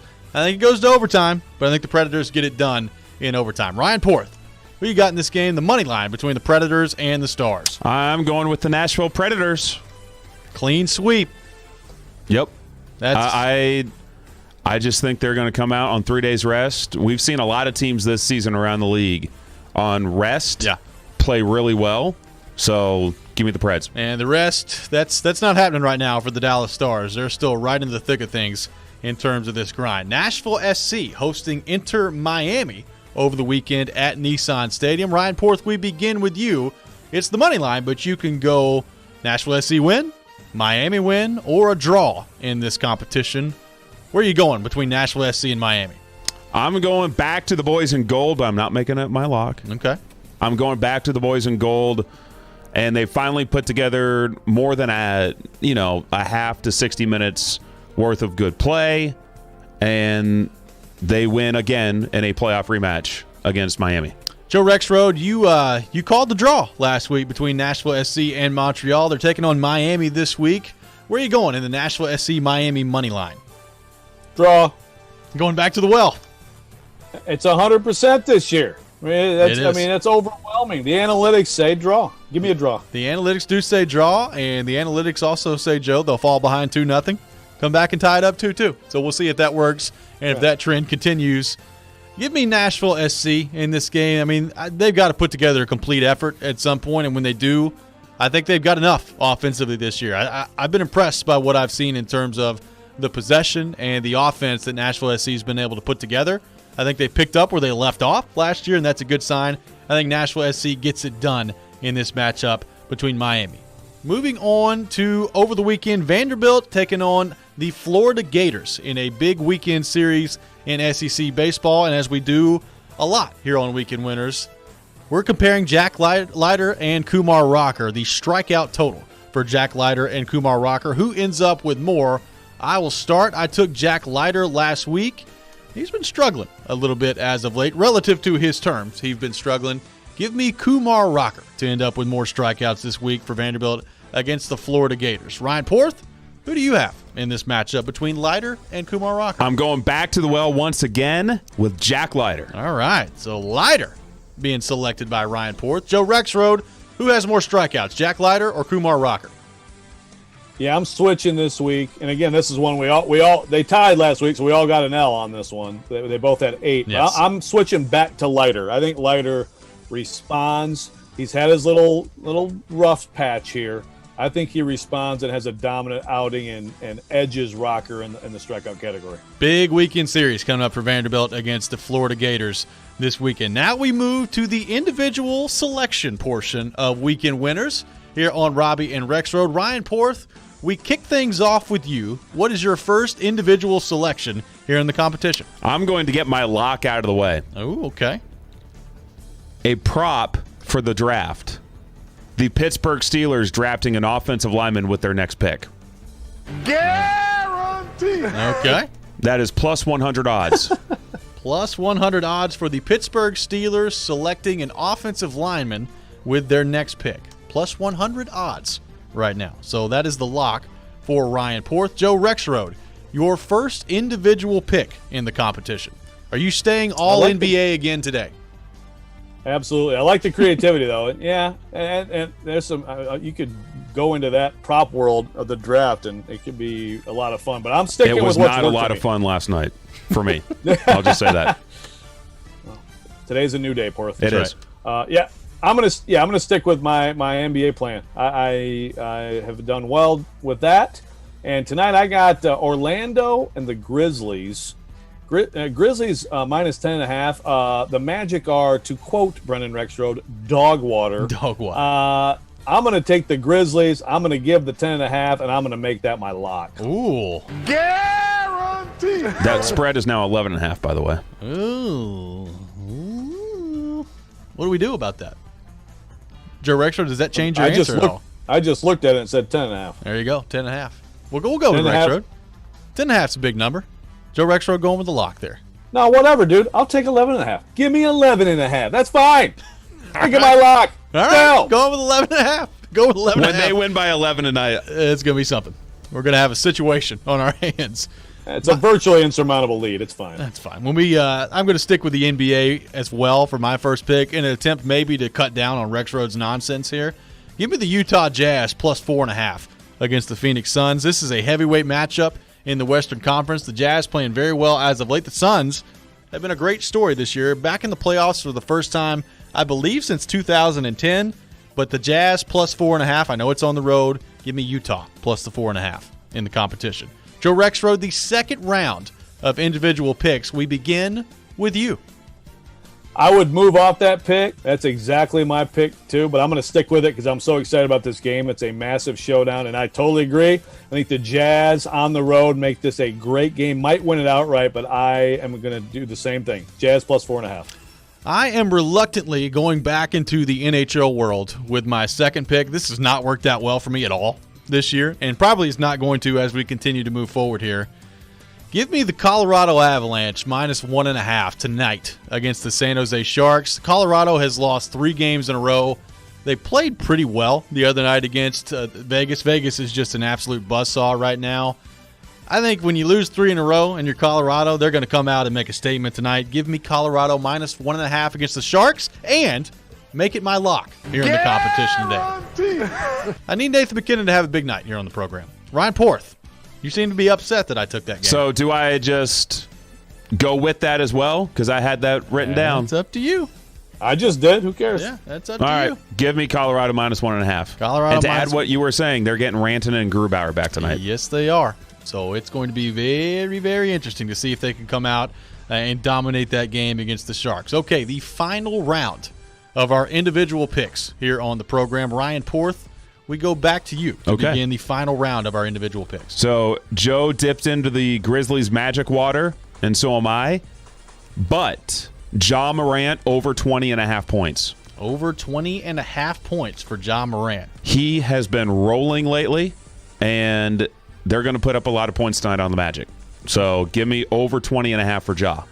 I can't believe the line's only 20.5. Interesting. Over 20.5 points for Ja Morant tonight against the Orlando Magic. Joe Rexrode, your final individual pick in today's version of Weekend Winners. By the way, I hope everyone, including both of you, are ready for Avs 4, Sharks 3. I mean, it's almost a lock. Like I might have to get on the app here. I am emotionally prepared Joe, for it. I hope you're ready for 121 versus 110 in the Grizzlies Magic game tonight. Me too. That's fine. I mean, I hope this gets more interesting. Suck it. Bucks, Bulls.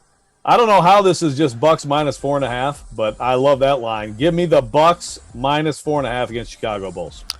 Well, now that you've already put it on the record, I'll say it because I don't think Giannis is going to play tonight. He got hurt last night, so that's why it's only minus 4.5. That would be the reason. That's all right. They'll still win by 10. That would be the reasoning right there. Do I dare go back into the baseball world? Do I dare do it? Nope. Give me the 76ers minus 9 against the Atlanta Hawks. I'm going back to the NBA. I thought about taking a baseball game. Last week I took the Milwaukee Brewers to beat the Cubs. They lost 15-2. Woof. 15-2. I'm gonna stay away from baseball for a while. I did consider the Yankees minus 1.5 against the Tigers, but I'm not gonna go that route. Give me 76ers minus 9 against the Atlanta Hawks. I almost took Padres Giants under 7.5 tonight. Yeah, but Port's the big over/under guy here in the competition, Joe. He's staying away from the spreads.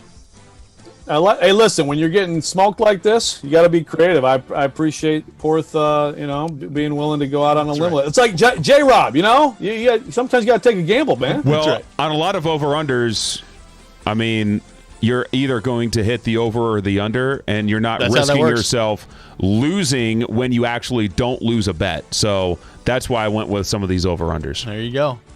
That is today's version. There's a protest against the rules of Weekend Winners. Ryan Porth, stupid rules. Still upset from the results a week ago here on the program. We'll see if he can move past that this weekend. Joe Rexrode, that does it for you today, my friend. Hope you have a great weekend and enjoy your, coffee that's in your Detroit Lions cup right now. We've got an appointment. Have a great weekend, guys. And I'd just like to say this cup represents a mighty team that missed on fields. Oh, yes. That's a walk-off moment for Joe Rexrode here on the program. When we come back, Ryan Porth and I will continue to discuss the NFL draft. What were our takeaways from round 1? And what do we make of this Aaron Rodgers situation going on with the Green Bay Packers? All that coming up next. This is Robby and Rexrode here on ESPN 102.5 The Game. Tonight, it's day 2 of the draft. Join us tonight at Boomba's Craft Pizza and Tap House in East Nashville for Draft Night in Nashville with Jared Stillman, Teron Davenport, Chris Sanders, and Mark Howard, starting at 6 on ESPN 102.5 The Game and the Game Nashville app. Draft Night in Nashville is presented by Founders Brewery, Apple Collision Centers, Freedom Tire Guys, and MTGRT.com, your live and local mortgage expert. Ryan Porth here for TwinSpire Sportsbook, which I'm excited to announce is now live in Tennessee, and they're coming out of the starting gates with their best offer yet for new players with 1 week of risk-free bets up to $1,000. I know I can't wait to take advantage of this, and you want to as well. Just download the TwinSpires app using promo code FREE1000 to get started. Void where prohibited. Must be 21 or older and physically present in Tennessee. See full terms and conditions at TwinSpires.com. Gambling problem? Call or text the Tennessee Redline 1-800-889-9789. Hey, Smashville, it's Robbie Stanley, and I want to tell you about my friends at Spring Hill Heating and Cooling. They're locally owned and operated, and right now they're running a great tune-up special for one system for only $55. You heard that right? A great tune-up special for only $55. One of the many ways to save at Spring Hill Heating and Cooling, and right now you can get 6 months, no interest financing available on repairs. Spring Hill Heating and Cooling offering premium service without the premium price. Do yourself a favor and check them out at springhillac.com, your proud partner of Smashville Live. Willie Donick here for Pella Windows and Doors of Nashville. Spring is here and a time when many people do projects around the house. Are you struggling to open those old windows to enjoy the fresh spring air? It's a perfect time to take advantage of their great specials. Pella Windows and Doors of Nashville was voted the best window company in Nashville by House, Home, and Garden Magazine's Readers Poll, plus the best window company in Williamson County by the Williamson homepage. I recommend you contact Pella Windows and Doors of Nashville. Go to PellaNashville.com. This is Stan Harrison, CEO of Apple Collision Centers.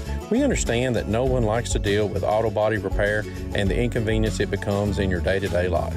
I want to personally invite you to stop by and let our experienced staff see how we can help you make your vehicle look good as new. Apple Collision Center has 3 convenient locations, Old Hickory, Hendersonville, and Gallatin, ready to serve you. Come by and see us or visit us online at applecollisioncenters.com. Sheet Metal Workers Local 177 is looking for the next great skilled construction tradesman out there to join their apprenticeship program. If you're interested in commercial fabrication, ventilation systems, metal roofing, welding, and more, Smart Local 177 is the place for you. Get the extra training you need to excel in the career you've been waiting for. They offer great benefits, tuition-free, debt-free education, and job opportunities you can earn while you learn. For more information, visit sheetmetal177.com. Smart Local 177 is an equal opportunity employer. Life hacks. What would life be without them? Like using candle wax to loosen a stuck zipper. Here's another life hack. Now you can get the same high-quality insurance from Allstate, but at a new low rate. With Allstate, you can lower your rates, not your expectations. Visit allstate.com or call an agent for a quote today. In most states, prices vary based on how you buy. Not available in every state. Subject to terms, conditions, and availability. Allstate Fire and Casualty Insurance Company and affiliates, Northbrook, Illinois. Hey Nashville, I'm Gary Smith, head coach of Nashville SC. You're listening to Nashville's best sports talk, ESPN 1025 The Game.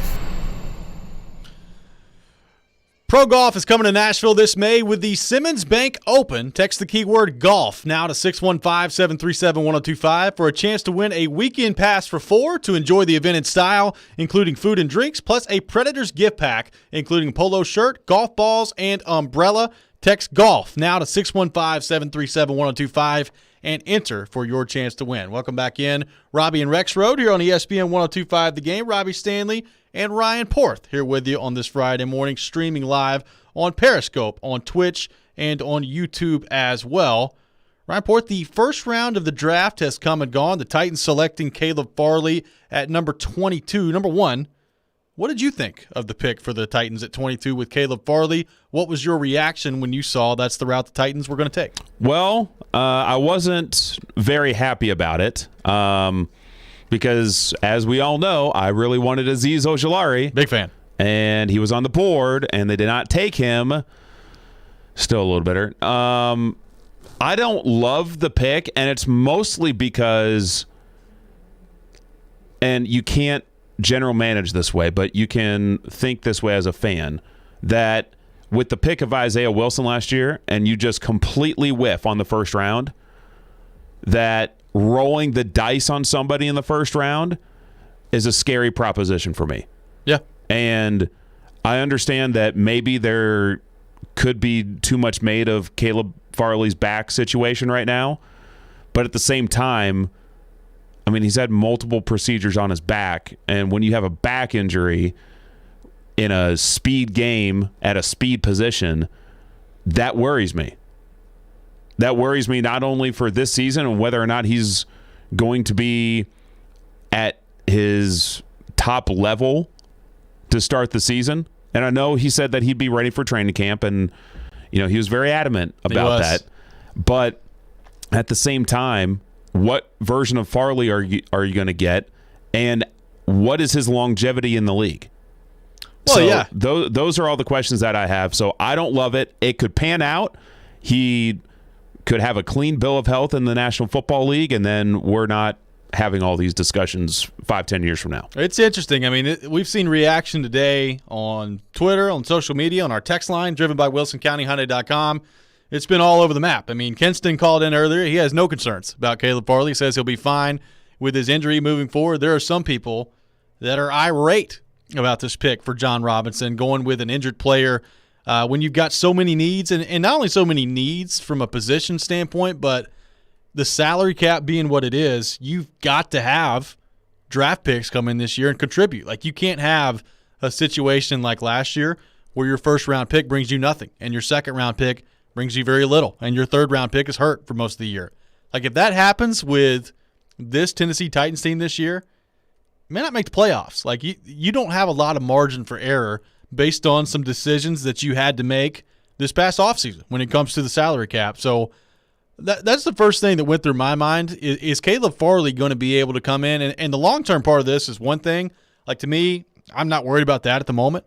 Can he come in right now and play right now? Because you need him to. Like, he needs to come in and be able to play and be able to start from day one. And I am interested to see if he is ready to go when training camp happens. Well, you need both. I mean, you need the instant impact, but you also need the longevity. You do. And his ceiling is higher than, say, Greg Newsome. And the guys on the draft night in Nashville last night, as the Titans were on the clock, as everything was building up to number 22, they were talking about Greg Newsome a lot. They weren't spending a lot of time talking about Caleb Farley, but Farley probably has a higher ceiling. It's just that high risk, high reward. And the fact that you did it in 2019, it's panned out with Jeffrey Simmons. Yep. You completely whiffed on round one last year, as we all know. So doing it again with a high risk, high reward pick in 2021, I mean, maybe the safe pick doesn't yield you a Pro Bowl player every single year like Caleb Farley could be, but the floor for Farley, given the injury history, definitely seems to be a lot lower than, say, a Greg Newsome. Christopher on Periscope says, I think until he steps on the field and can fill a need, I am very hesitant about this pick. I think a lot of Titans fans probably feel the same way when it comes to Caleb Farley. Like, you look around at the rest of the first round last night, I mean, you got number 3, Trey Lance, going to San Francisco. I thought that would be Mac Jones, but Trey Lance ends up going there. I was really interested to see what was going to happen with Justin Fields. There were some people that I think were surprised that he was sliding. I was not. But when Chicago moved up to 11, I was like, okay, there's no way this is not going to be Justin Fields. And for the first time, maybe ever, I think Chicago may have found an answer at quarterback. We will see. We'll see. We'll see. I'm not 100% sold on Justin Fields, but kind of feel like Ryan Pace did the right thing there. Yeah.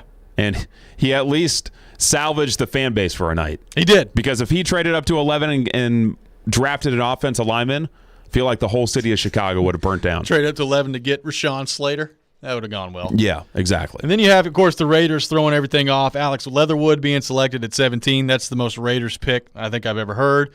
Kwity Paye going to the Colts at number 21. What do you think about that if you're a Titans fan? Kwity Paye ending up in Indianapolis. I don't watch a lot of draft film, so I'm not going to sit here and try to know a ton about Kwity Paye. I know he's more of a run stuffer than he is an actual pass rusher. Yep. So the loss of Danico Autry, you feel like Kwity Paye might help ease the loss of Autry.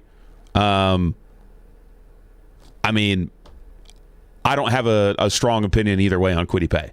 I was happy to see the Colts pick Kwity Paye because I did not want Kwity Paye on the Titans. Yeah. So I was happy to see the Colts pick him, but, there may be a game or two in the future where I'm not happy that they drafted Kwity Paye. Could be, and I'm interested to see Indianapolis very happy with that pick. Chris Ballard was glowing about Kwity Paye last night after the draft, so we'll see what happens on that front. Yeah, I am surprised, though, that they didn't go offensive tackle. Yeah. I mean, Christian Darrisaw was still on the board. He was expected to go in the mid-teens, still on the board, and they went Kwity Paye. Yeah, and, Christian Darrisaw, I thought he'd be gone at like 13 or 14, somewhere in that neighborhood, and he wasn't. So I was kind of shocked by that, too. He ends up going the pick after the Titans with the Vikings, who traded back with the Jets. So they traded back and still got him. Still got it. Pretty good draft yesterday by the Minnesota Vikings. A good day, really, at large for the NFC North, other than the Green Bay Packers. And that was the story of the day heading into the draft yesterday. Aaron Rodgers making some noise that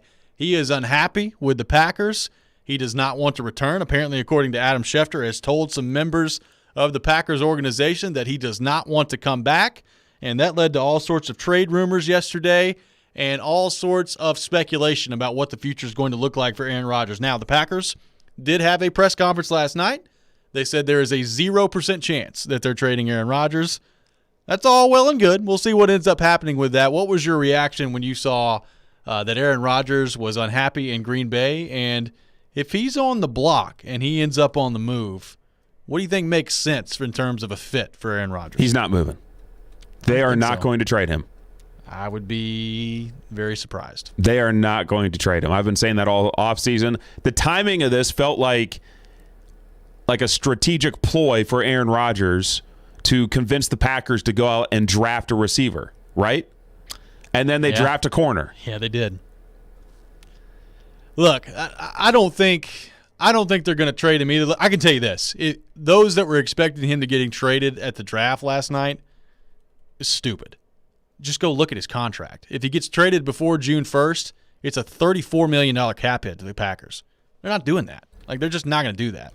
And after June 1st, what team is going to have the cap space to be able to make a deal like that work when the offseason is essentially over? Exactly. Now, after June 1st, I mean, I think it does move down to what would be a $14 million cap hit for the Packers at that point. So if you have to go that route, you can probably swallow it a little bit better there if you're the Packers.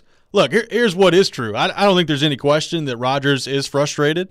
And, Brian Gutekunst, the GM of the Packers, basically made that clear last night, that the relationship is not in a great place, and it's going to take some time to repair it. It's amazing to me that the Packers have allowed it to get to this point where you've got an NFL MVP that had 4 years left on his contract. You draft his replacement in Jordan Love, which on the surface, I guess you can live with that if you're Aaron Rodgers. But after you have the season that he has this past year, and your first conversation with Aaron Rodgers is not to, hey, let's give you a contract extension and show that we're committed to you. It's, hey, restructure this to where you could still be cut after this next year here if we need you to. I can see how that would rub you the wrong way. And then you factor in 9 out of the last 10 picks in the first round have been defensive players, and the one offensive player was your replacement. I don't think it takes a rocket scientist to see why Aaron Rodgers is pretty upset with the Packers. Now, is Aaron Rodgers also kind of a drama queen? Yeah, he is. I think they've known that about him for a while now. I'm interested to see how this goes because from what the chatter is and the people who have been talking to Rodgers throughout this, seems like he's pretty dug in, and he's not willing to move much right now. I don't know what that means, but it seems like he's pretty dug in. I have a hard time believing that the Packers are going to trade him this offseason, and I have a hard time believing that Rodgers isn't going to show up for training camp at some point. I would be surprised. Now, I said this earlier in the show. I think, he went and hosted Jeopardy a couple of weeks ago and made some comments that he would love to be the full-time host of Jeopardy and also play football at the same time. I don't know how realistic that is. I don't even know if he'd be the favorite to win the job at Jeopardy. By all accounts, he did a good job. I watched one episode. He was fine. Could it be? Could he just say, you know what? Screw you, Green Bay Packers. I'm going to go be the host of Jeopardy. There are people he might. There are people in Green Bay that believe that might happen. And if he does that, he puts his future in Green Bay even further in jeopardy. Yeah. Oh, nicely done there, Ryan Ford. That was good. There are all sorts of rumors floating around about the Broncos yesterday. I think Mark Schlereth went on a radio station and said the deal's almost done. 104.3 The Fan in Denver, and then it came out and said, and there were reports that they hadn't even been in contact with each other between the Broncos and the Packers. So, I mean, a lot of draft season rumors floated around there yesterday. But wouldn't that be amazing if you're John Elway and the Denver Broncos and you're sitting there in the AFC West with Patrick Mahomes and you find a way in the last decade to backdoor your way into Peyton Manning coming to you and to Aaron Rodgers coming to you. You're playing at a high level in their careers. It would be pretty amazing. It would be. And, I mean, he can't draft a quarterback to save his life. No. But if he fell his way into Peyton and Rodgers, wow. I think you'll take that.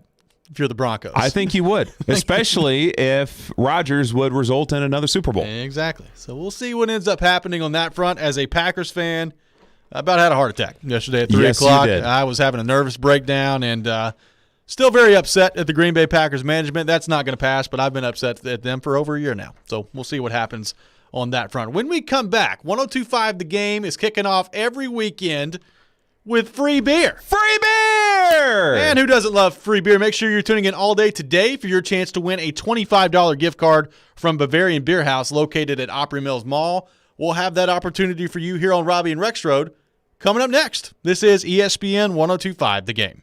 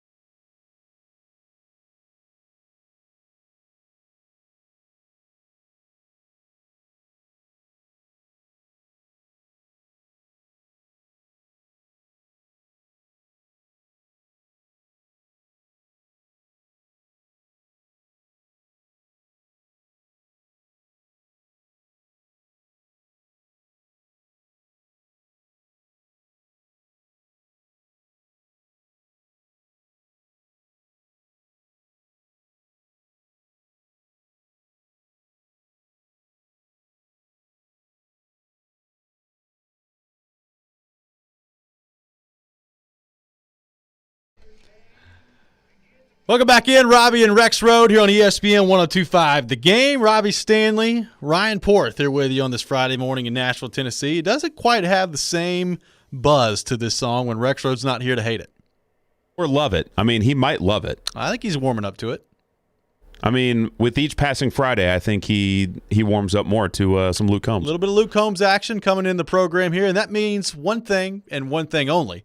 It's time for some Free Beer Friday trivia here on Robby and Rexrode for your opportunity to win a $25 gift card to Bavarian Beer House located at Opry Mills Mall. And we've got a trivia question that you can answer on our text line, driven by WilsonCountyHyundai.com, 615-737-1025, 615-737-1025. Ryan Porth, what is today's trivia question for Free Beer Friday? So once again, the first person to text in at 615-737-1025 is the winner of the free beer. And last night we saw the Chicago Bears trade up to draft Justin Fields at 11th overall. We saw the Bears trade up in 2017 to draft Mitch Trubisky early in the first round. Before Trubisky, who was the last quarterback selected in the first round by the Chicago Bears? Ooh, before Mitch Trubisky, who was the last quarterback selected in the first round by the Chicago Bears? If you know the answer to that question, be the first one to hit up our text line at 615-737-1025, 615-737-1025, driven by WilsonCountyHyundai.com, and you will win a $25 gift card to Bavarian Beer House located at Opry Mills Mall. So make sure you get those texts in now. That's a good trivia question. I don't think I know the answer. I'm going to have to do some research on this one. I thought I knew the answer, and that answer was correct. So you did know the answer? I thought I did, and then, yes, I did. So you did. Okay, yes, that's great. I did. Yeah. Wait, that's great to point out there. The second round of the draft underway today. The Titans selecting at 53. Right now, still three more picks left in the top 100. 53, 85, and pick number 100 still on the table for the Titans. We all know the needs. You need a tight end at some point. You still need an edge rusher. You need a wide receiver as well. I'm interested to see if it goes kind of chalk that way in terms of position of need, or if there is a tackle still available that they like. Do you go that route? Lots of interesting options still on the table. Christian Barmore, not selected in the first round. Azeez Ojulari, Elijah Moore, Rondale Moore, all still available right now heading into the second round. So could be some interesting decisions coming up for John Robinson and the Tennessee Titans. We've had some fans today on our text line, driven by WilsonCountyHyundai.com, float out the idea of maybe if you're the Titans, you move up and you go get an Elijah Moore in the second round. Like if you'd have told me heading into the draft you could find a way to get Caleb Farley and get Elijah Moore in the second round, I think a lot of Titans fans would like that. So I'm very fascinated to see what John Robinson and the Titans do today. I would be hesitant to move up. We talked to Teron Davenport from ESPN earlier on in the show, and he talked about if you're going to move up, it really needs to be only a couple of picks that you're moving up for a person you really like because of how big the need is for the Titans to hit on all of these draft picks that they've got. So that's starting today, and you can come hang out with us at Boom Boss Craft Pizza and Tap House in East Nashville. Draft coverage starting at 6 o'clock. Jared Stillman, Mark Howard, Teron Davenport, and Chris Sanders as well. Did a great job last night in the first round. They'll be back at it today starting in the second round at 6 o'clock. The Nashville Predators taking on the Dallas Stars tomorrow at Bridgestone Arena, and the standings are as such. The Preds got some help last night from the Tampa Bay Lightning. Right now, a